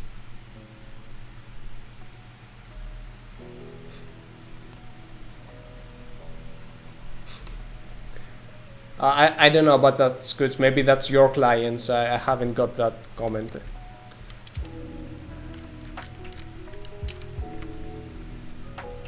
I think Rider doesn't have that. No, this extension was actually ported from Atom. It's the power mode one.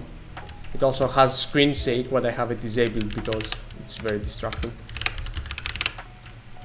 So I export y plus time dot y, caustic styling speed dot y, and the third parameter is just gonna be like the time. Who needs an actual third parameter? Okay, Anderson. Thanks so much for joining and for the raid. Have a great night. That, and yeah, that's it.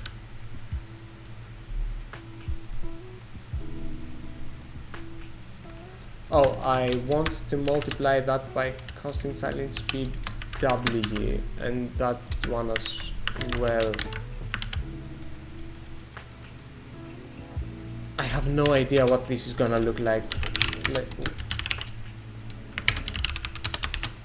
So caustic threshold plus smoothness. Okay, so this is gonna be caustic's properties dot x and caustic's properties dot x plus caustic's properties dot y and caustics.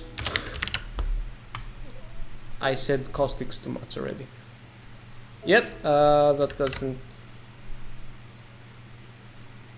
Wait, what? Oh yeah, that's a float 3. Caustics. Float 3. Damn it. Wait.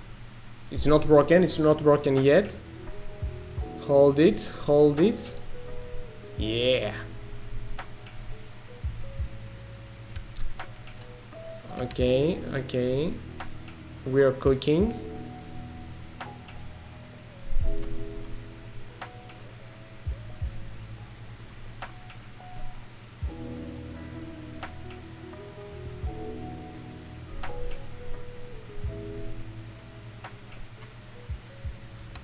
No, more, less.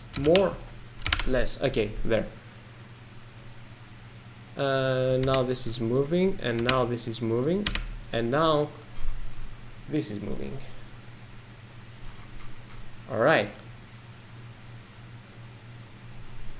So against all odds, we have caustics. Caustics.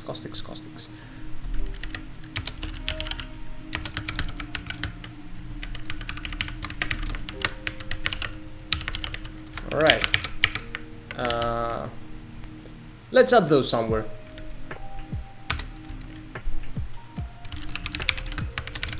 So it's gonna be caustics multiplied by this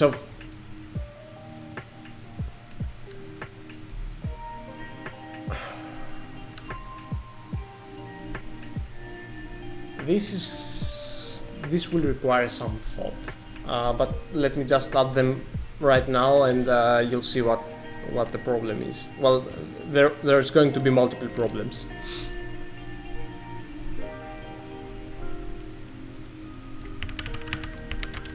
So I'm gonna add the caustics, and I will add them on the gradient, which is going to start from water horizon, and it's gonna go up to water horizon plus 0.1. I don't know, it's a magic number. Using the textScore.y, and this is gonna look ugly. All right.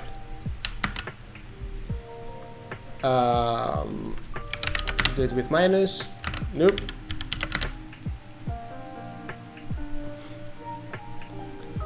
Cyan, these are actually called caustics.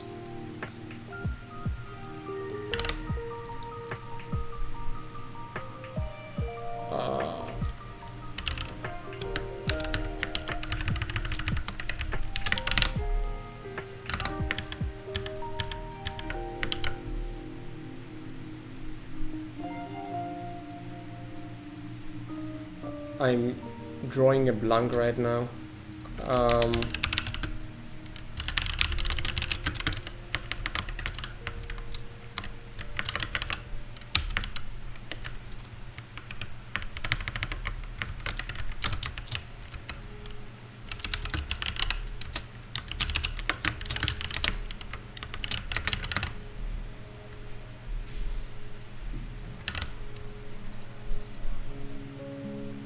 Actually, no, that's not what I want.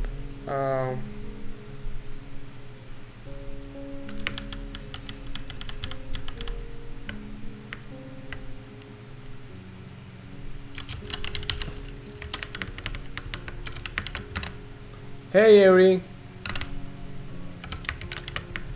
I want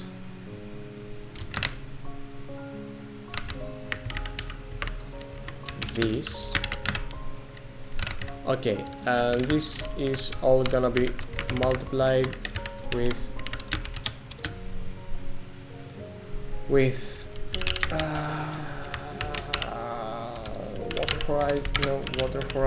water horizon, damn it, let's code y. Okay, so the premise is there. Okay, but there are some very obvious issues with it.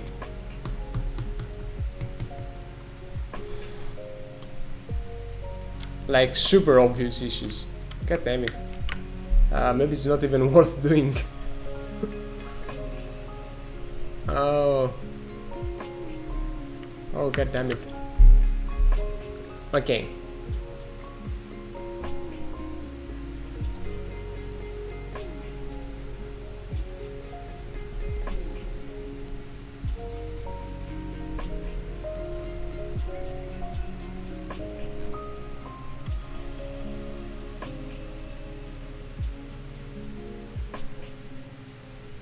Oh, no worries, Ari.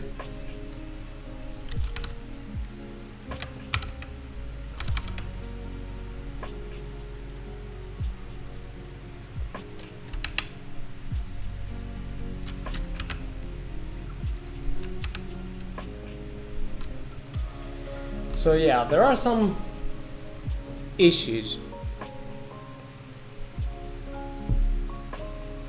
And I'm honestly struggling to see if it's worth fixing. Yeah, no, these aren't features.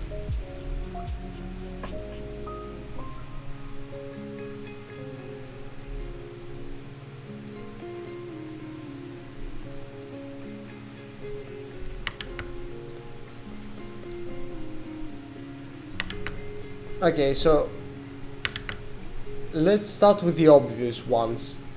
The caustics are very much in screen space, and that's annoying. Yeah, exactly, Cyan. That's another thing. I actually was thinking of increasing the scale based on depth, so that you'd get more caustics further away. That makes sense. But I'm not sure how. Let's see about that depth thingy and how that would look here. Sampler 2D, camera depth, texture, sampler,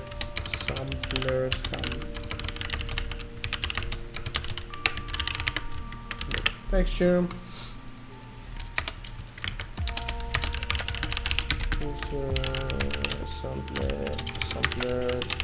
Sampler.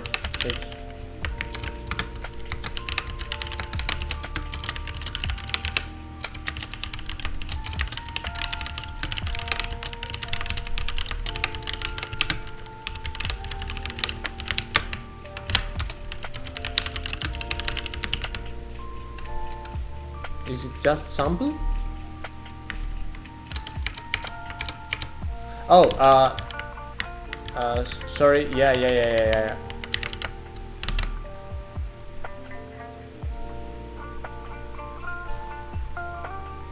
Okay, I'm not entirely sure that this isn't actually working.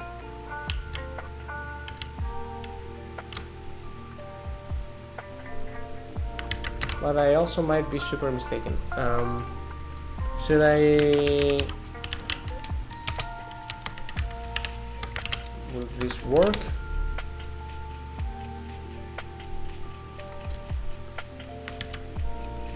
Yeah, so here's my hypothesis.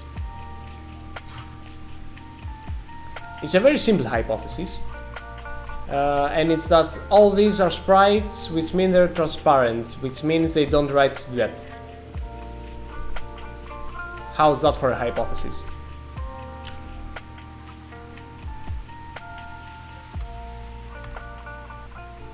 I mean, there's an easy way to find out.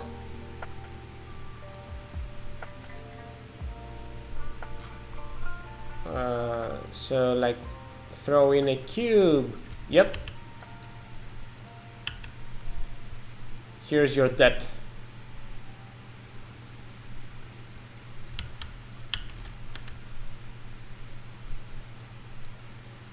Jesus, man. Get a grip.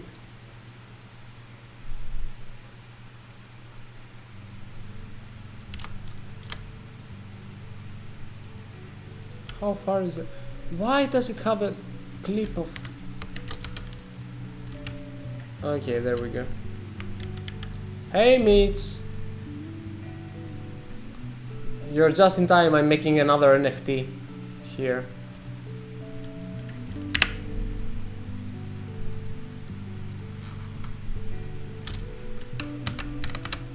Okay. So depth won't cut it.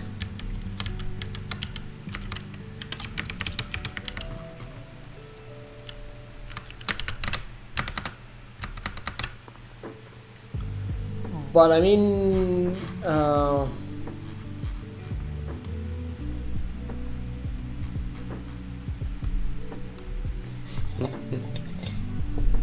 I mean, it's gonna be expensive. It's probably gonna be above 1 or 2 million Ethereums. That is, not dollars.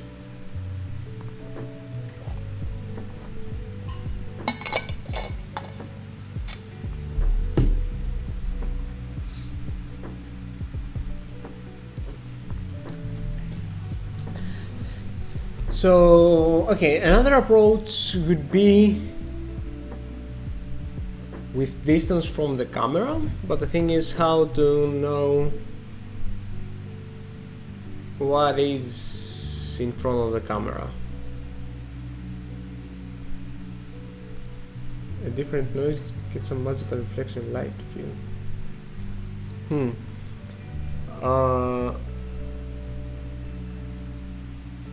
Yeah, I get what you mean. Yeah, right now the only scale I have is uniform. But even so, it's...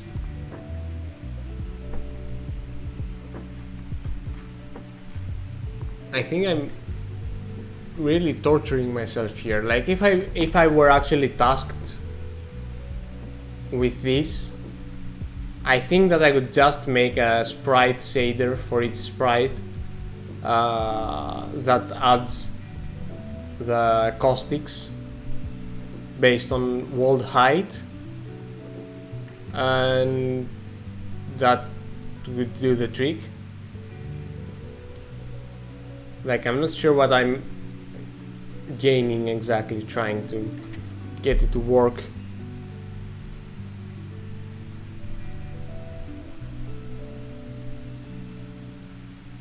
In screen space.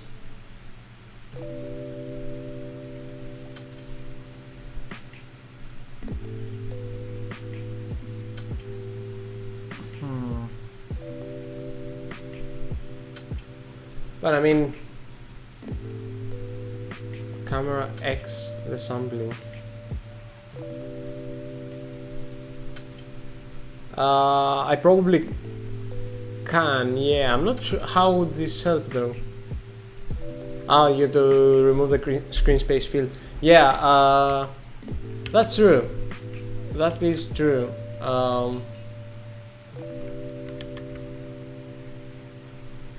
That's kind of the list of my problems.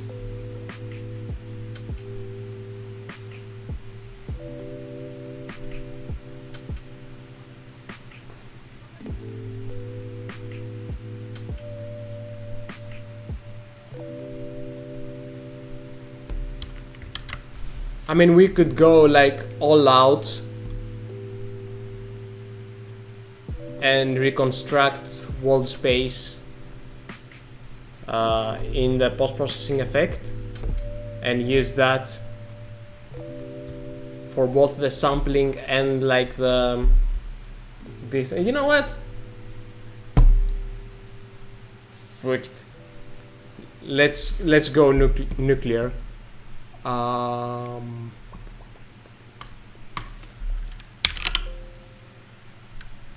It's hold up, I can find it. Serious reflection. Yeah, I don't want you here though. I want you on the other one. Yeah. Okay, ignore that for now. And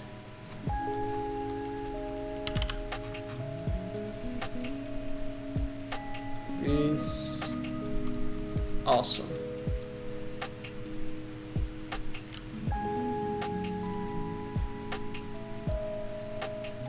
Won't I need the depth?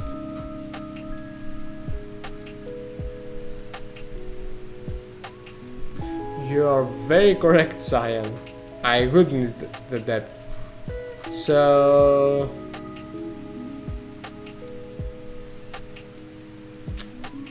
yeah, okay, ignore that. We're not going nuclear. False alarm, everyone.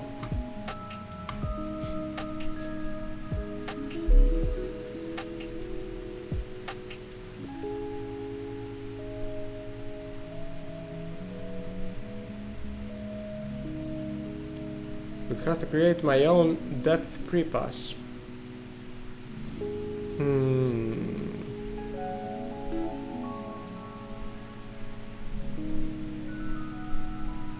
Yeah, that's exactly what I'm thinking, Cyan. That's exactly what I'm thinking.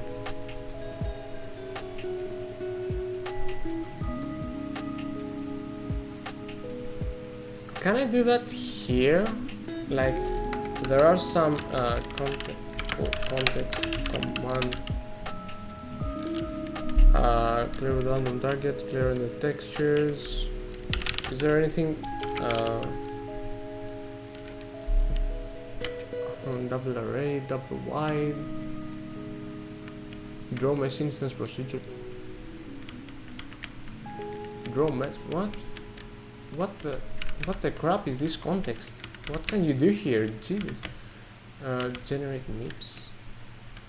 Issue plugin custom texture update v2. Compute.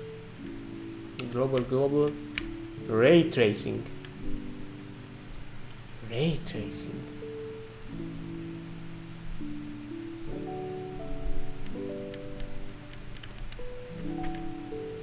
Oh yeah, it is. Yeah, it is a command buffer. Yeah, that makes sense.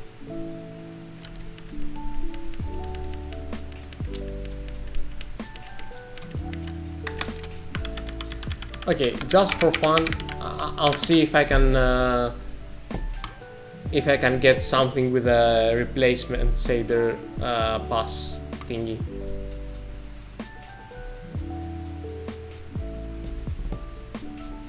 So I probably cannot do that in the post-processing API though.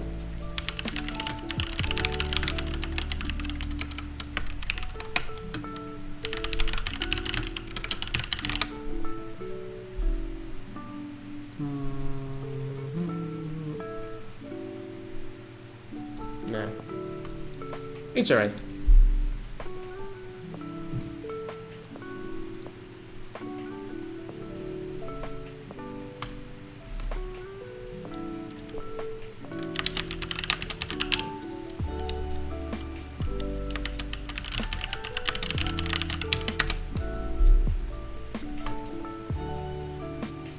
Okay, gonna have to remember how I do that though.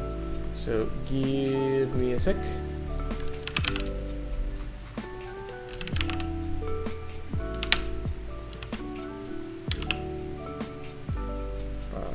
No.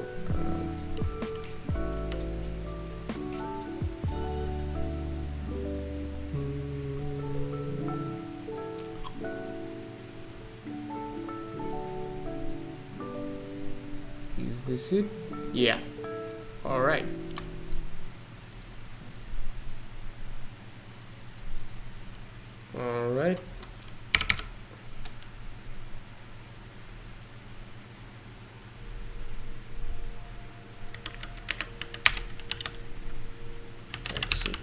always.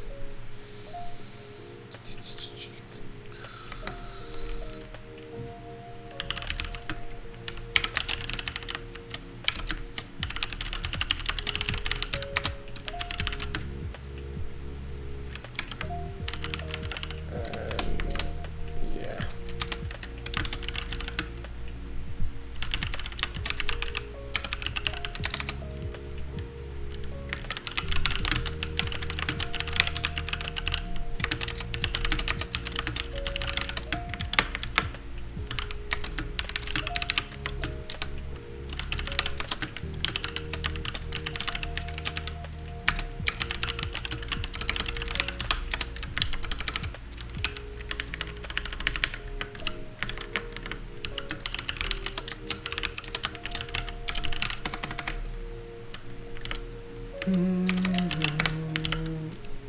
Wait, no, I don't need that.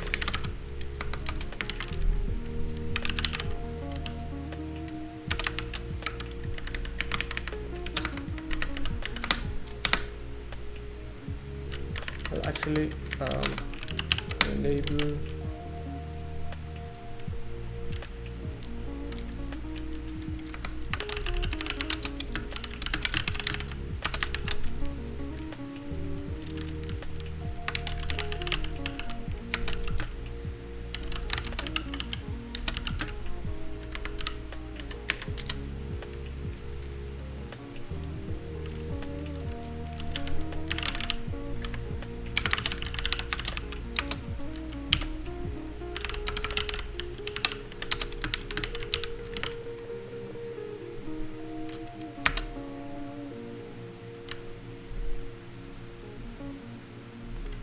Actually, can I just say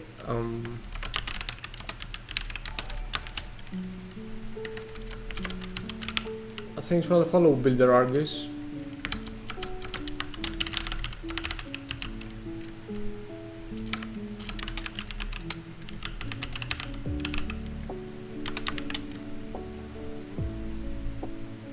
Yeah.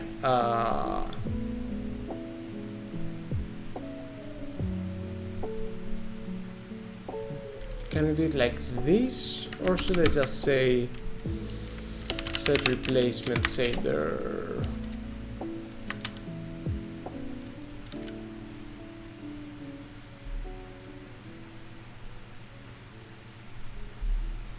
Oh, well, thanks, Argus. Glad to see you on the stream too.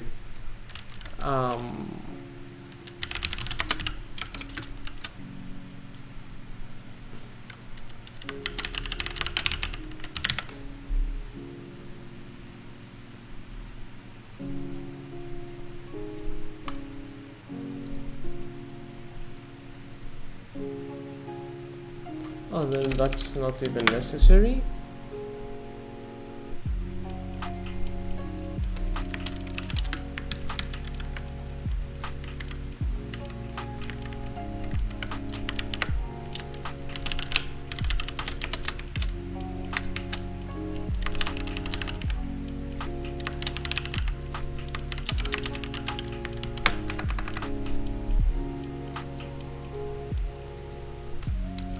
I think that should work. Oh, and say the global set global texture.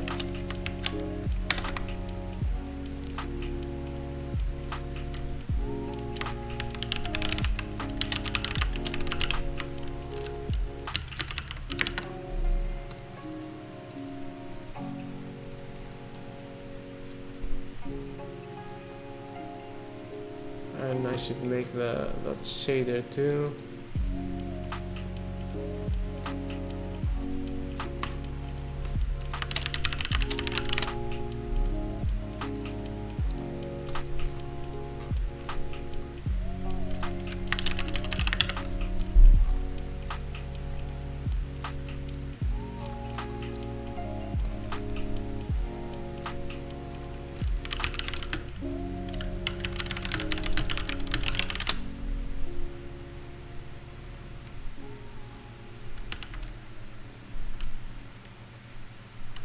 Ah, there we go.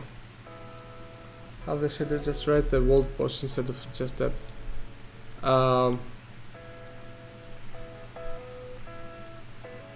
Yeah.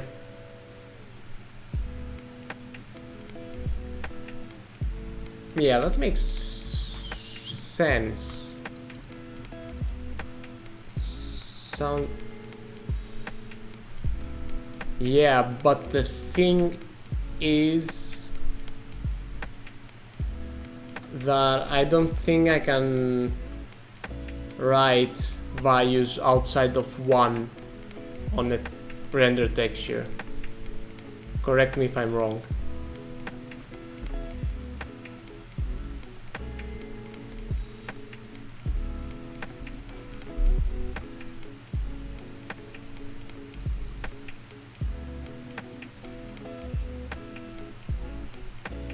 Or I mean, how should I pass the world space position to the post-processing then? Yeah.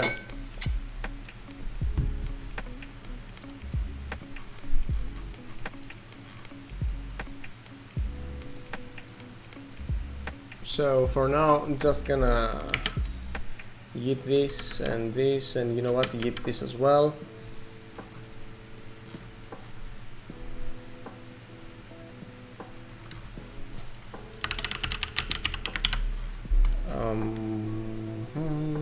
This, and this, and this, and this, and this, and this.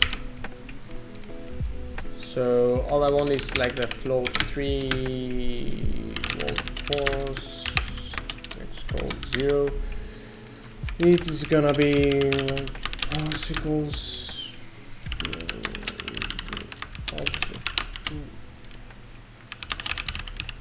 Do I know Java?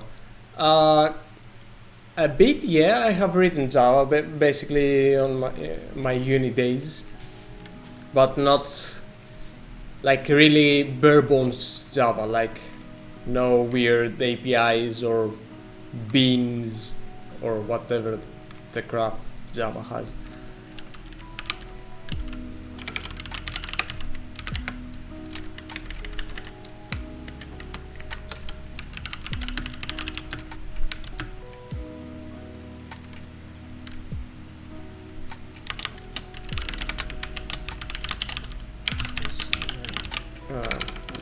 Camera pause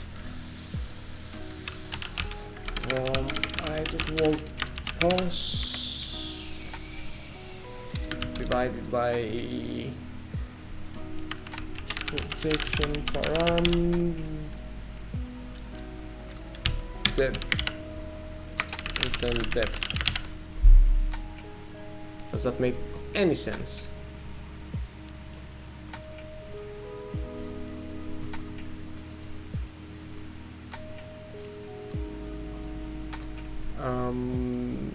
And let's see, let's try and grab that and return that just to see if we did something.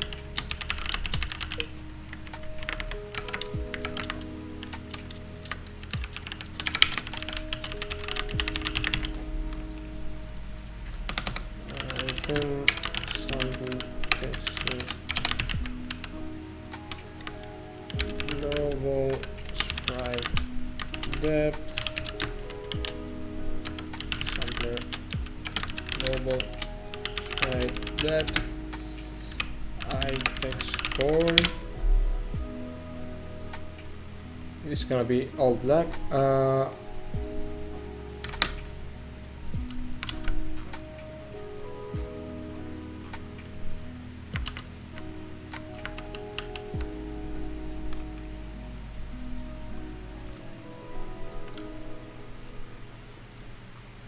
Oh, thanks. This is not Java though. Okay, so yeah, obviously it doesn't. Yeah, it doesn't have a sampler because it doesn't exist. Let's do a little coparoo here and remove unnecessary crap like this and this and this. A flare layer, what is this, 2014? Jesus. And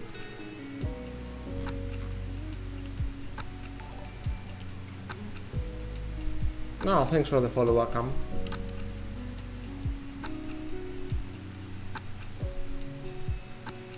I did not make the art kit.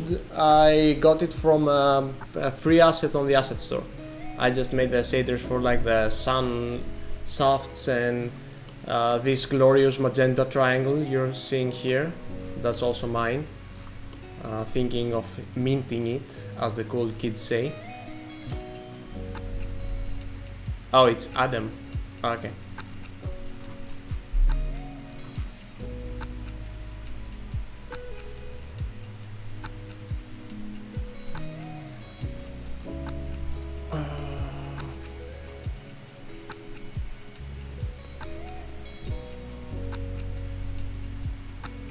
Oh, hey, the magenta triangle. Water reflections today. Okay, it doesn't. It's okay.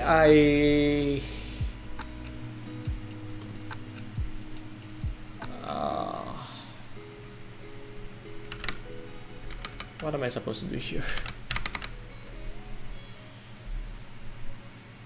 I think I can use like a.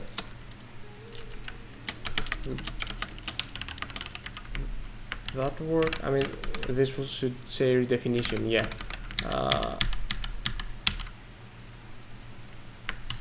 Why is it? Oh my god. Okay.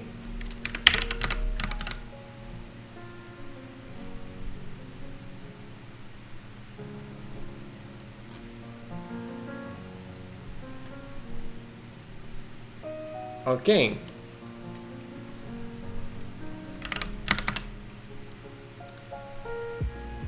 Oh. That's fun. Depth 1. What the fuck are you doing? Okay.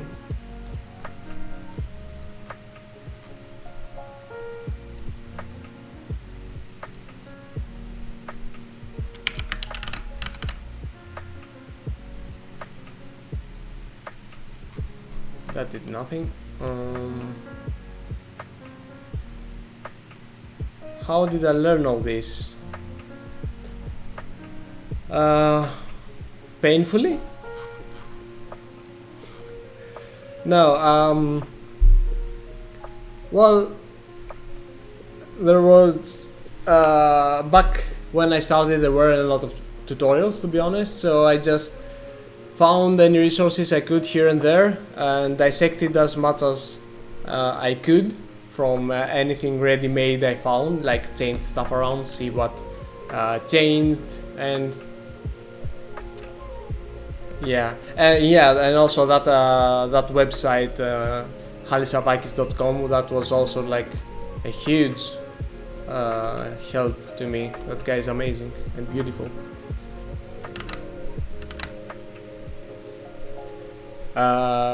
But yeah. No, Kim, I don't know if you were here before we established that only Ben Gollus was actually born with this knowledge.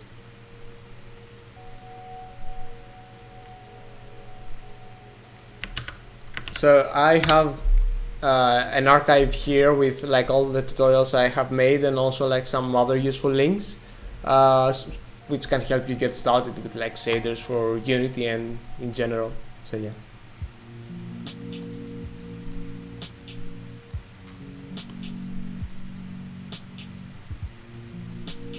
Yeah, there is a Discord server that you could join, Dane. You're making me looking. Should I just like keep all these links in my clipboard at all times?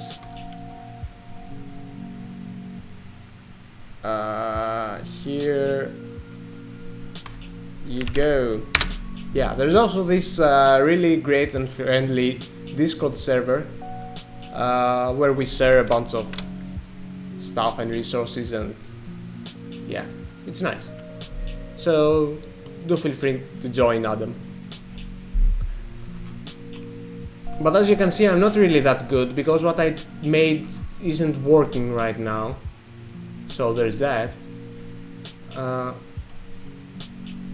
Do I have... Okay, this... So at least I am getting the correct image. Like, this is what is writing in the render texture. It's just that, you know, what it is writing in the render texture is just wrong. Okay, I'm gonna try something. I am gonna try something.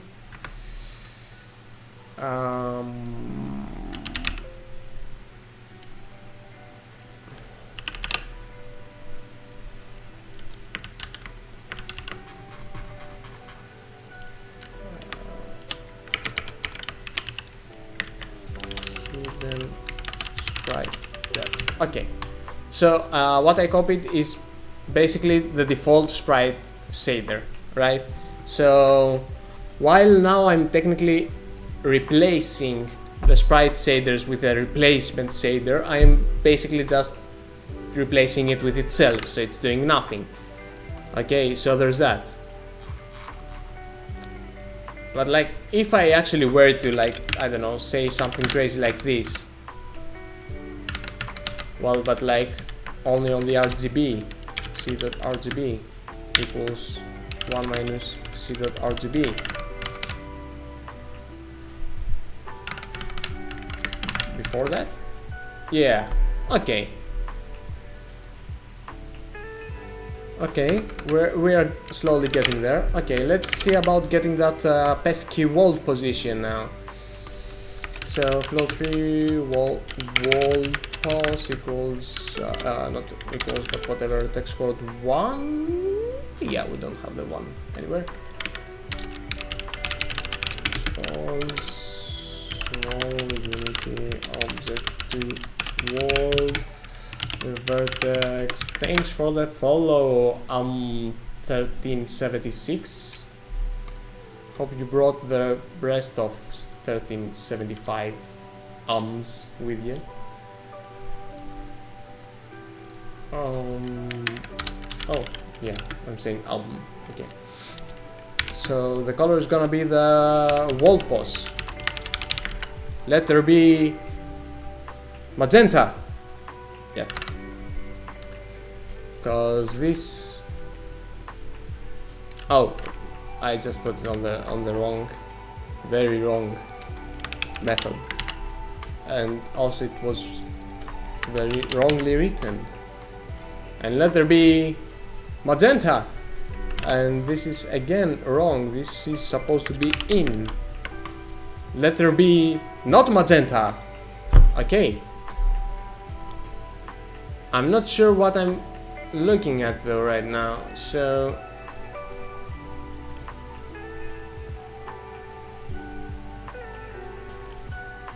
I mean, it vaguely resembles world position.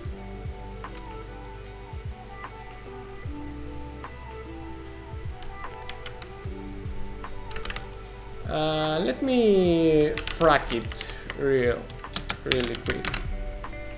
Oh yeah. Yeah, this is wall position.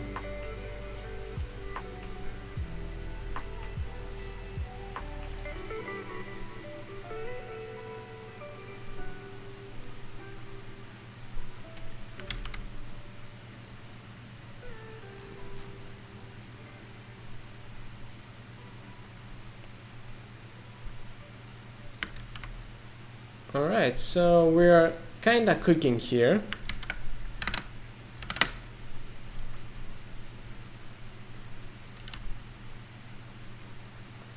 We are kinda cooking here.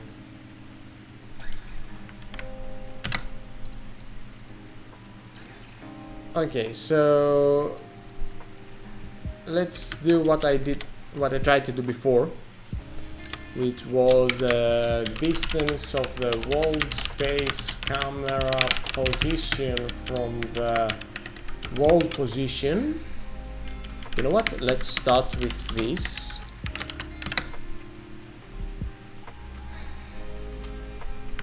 Let's just do it on the Z.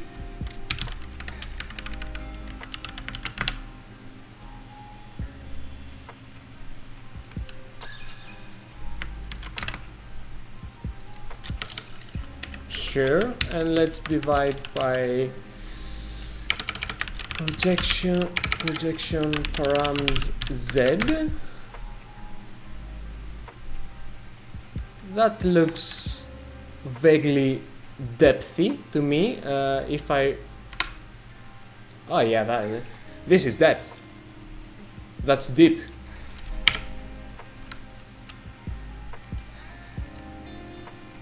Though I'm not sure how.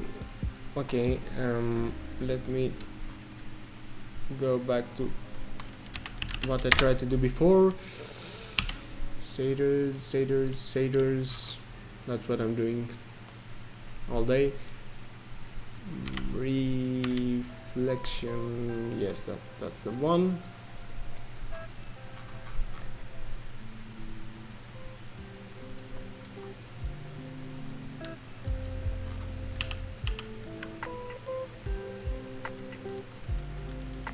Oh, okay. It's cool. I'm actually using the linear 0 to 1 depth, so I get it right here. It's this one. Let's assume that the render texture has enough precision to support whatever this is, though I guess we'll also, yeah, I mean, this is gonna be better. This is gonna be better. Okay. We're kinda cooking now. We're kinda cooking. So now, view space position.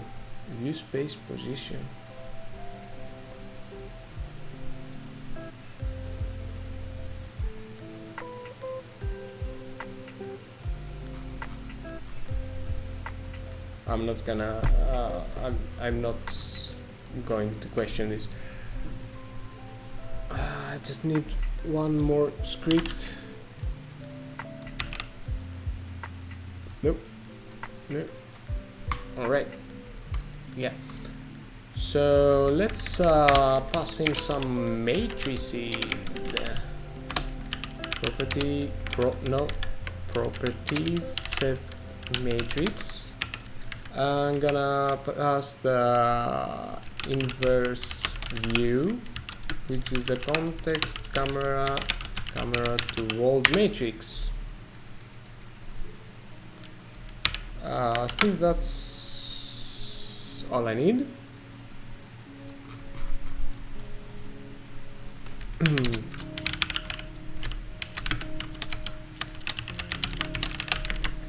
And I'm gonna paste some magic code here.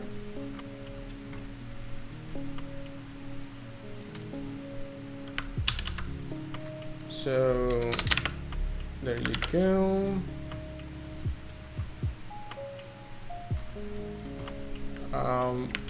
This also needs to be here.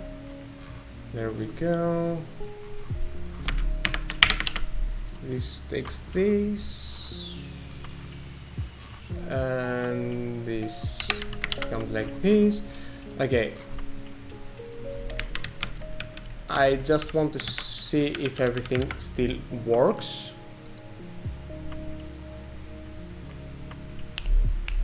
It very much does not. Unit camera inverse projection. Am I missing something?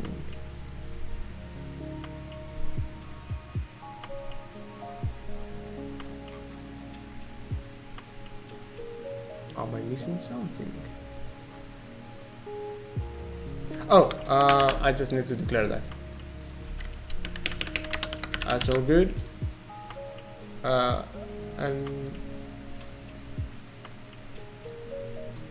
Alright, we still have whatever we had before working.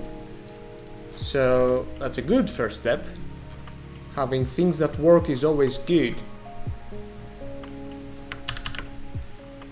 I'm gonna paste some obscure code as well. This, by the way, is taken from K0's inverse projection repo. Yeah. So yeah.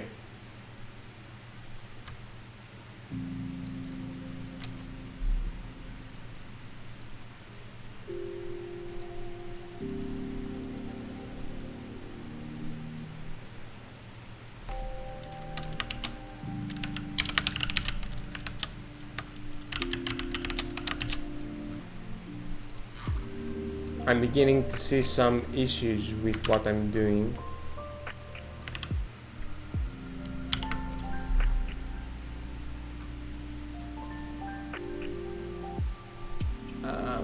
Let's doesn't seem like a okay, so it's using raw depth, but I mean that's fine. Raw depth, hold up, what's the Visual Studio Code theme? Oh yeah, it's Synthwave X Fluoro Machine. It's this one. It has some instructions as to how to install it, because you also need like another extension, the custom CSS and JS loader, and yeah, just follow these instructions and you can install it. It's a pretty cool one.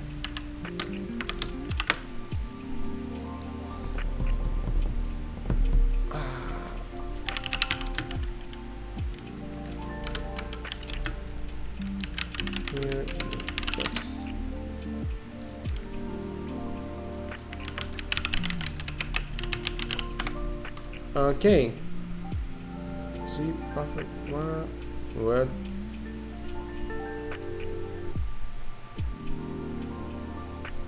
What are those?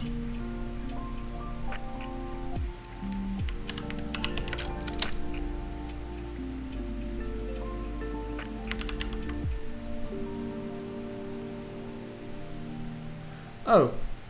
Oh, okay.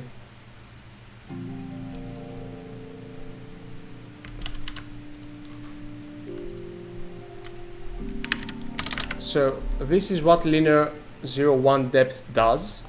So all I need to do is basically, if I multiply what I have with this, it should give me the original depth. And I mean, it's doing the same thing here, but let's assume that everything will work and leave it there, I guess.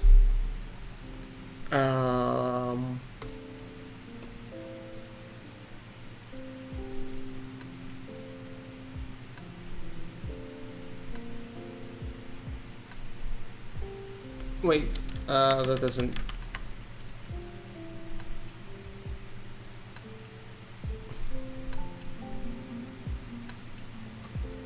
Wait, I'm doing something really wrong right now.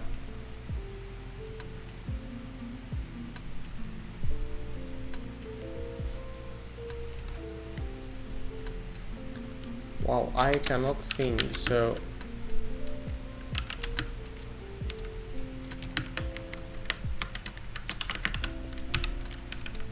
I do have the L though, so... I don't have the Z.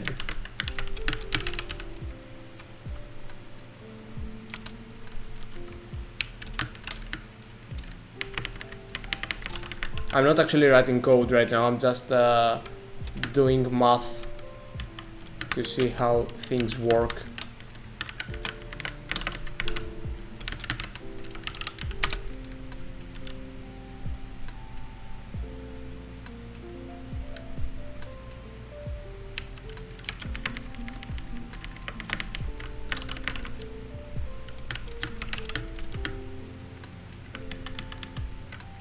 No.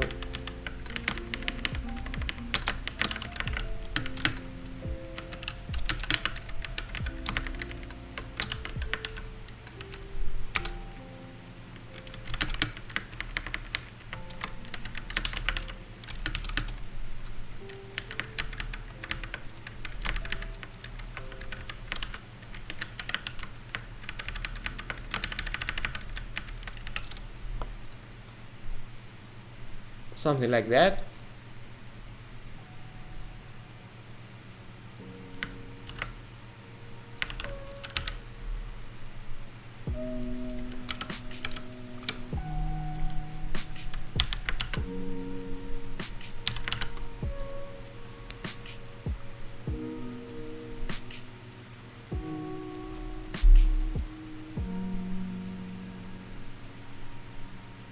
Does it still compile? Of course not.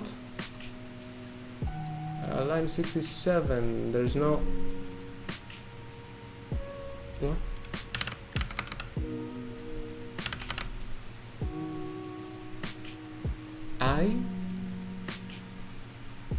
Oh, huh? Oh, that's not line 67. Okay, still compiling.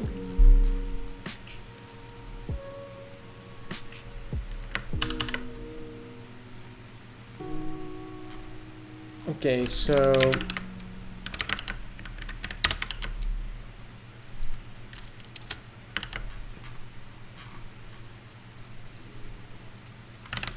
still compiling.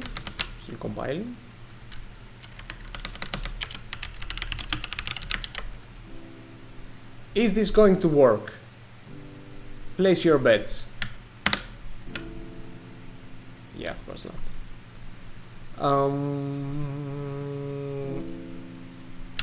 Okay, yeah, okay, that's a simple one. Let's try this again. Yeah, of course it's not working. Of course not. Whoa, it's struggling so... Oh my god. This is broken in so many ways. Okay. Alright.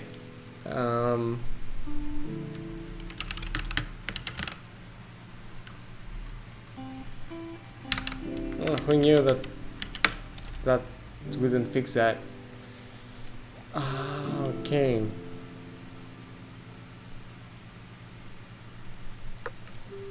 I'm doing some horrible stuff with the depth here. I'm sure of it. Like, this doesn't seem natural to me.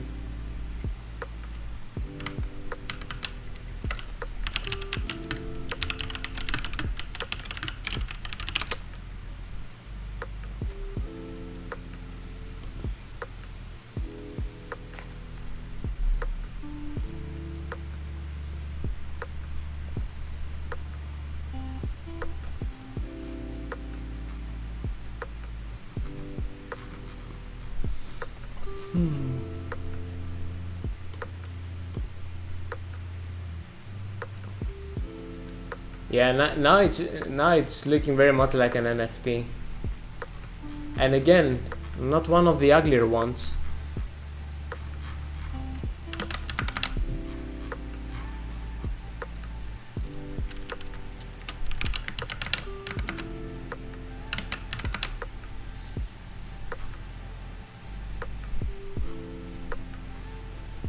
Compute view space position.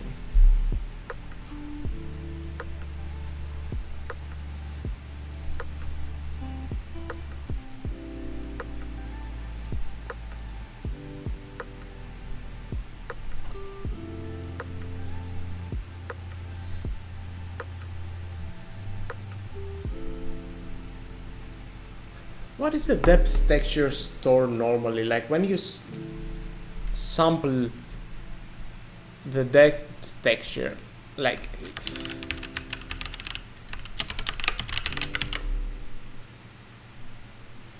would this make any difference?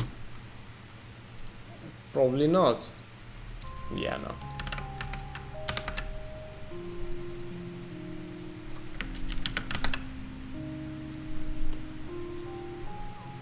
That's something.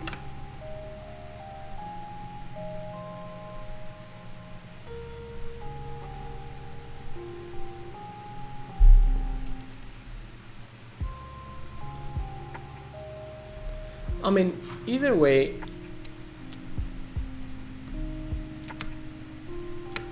I mostly wanted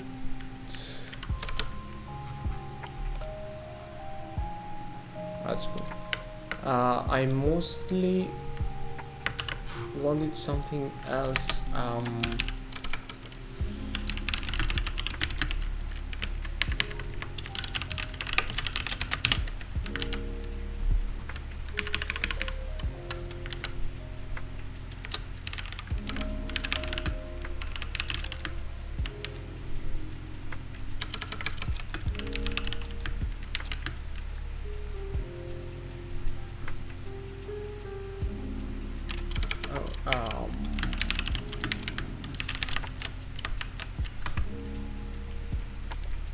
I'm not sure if this is gonna work, by the way, but whatever.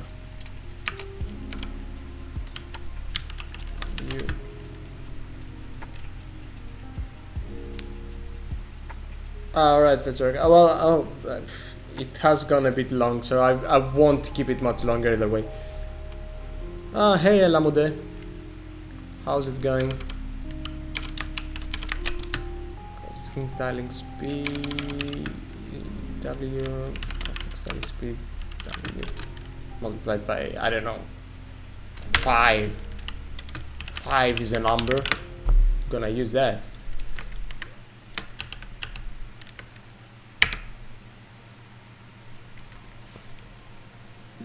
Whoa.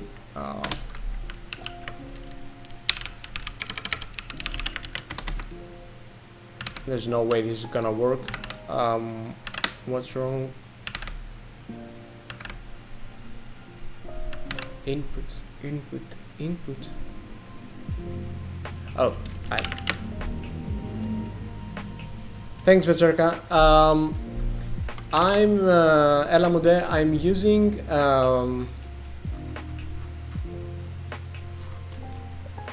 wait, I'll tell you. I'm just trying to see if this is working. Well, obviously it wouldn't work. Yeah, 5 is a number, but it's the wrong number. Like,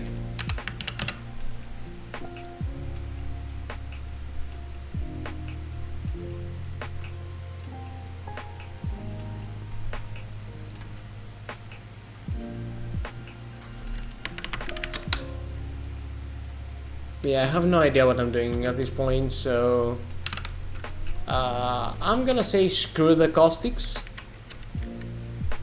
at least for now. So you know what, just commenting them out. Maybe someday I'll make it work, but for now it's just like a dream. So yeah, Elamude, I have a custom, it's not so custom, it's a keyboard from WASD Keyboards. Let me find it.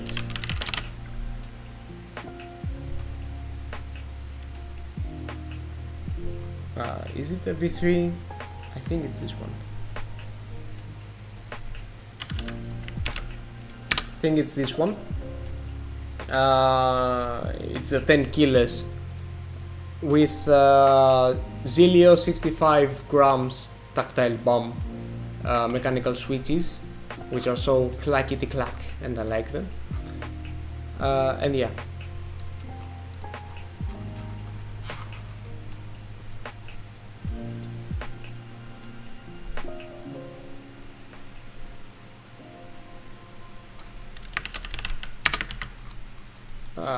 I'm reverting. It's default. Screw all that. Screw that. Screw those two. Yeah, screw that as well. Yeah, I'm gonna keep it like that.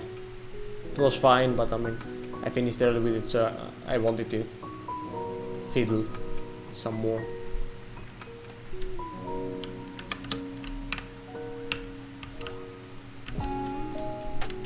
It's so trippy how it's working on the perspective, on the scene view. I mean, you get infinite water if you move like in one axis. That's fun. But yeah, I didn't end up making it close to whatever Spiritfarer is doing with like the different reflection lines. Oh yeah, Lamude, I know what you mean. Yeah, I haven't really got too much into the very custom side of keyboards, but yeah, this is a nice one. At least I enjoyed it. But anyway, yeah, I mean, we still got some pretty 2D water, and it has some pretty neat tricks here and there. So it's past 12 a.m. and I think I'm gonna call it a night. Oh, thanks, Cyan.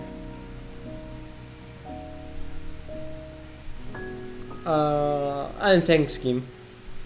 Yeah, I like how it turned out too. It's definitely a step up from what I did like 4 years ago. So yeah. Okay, so thanks everybody for joining. I hope you had fun.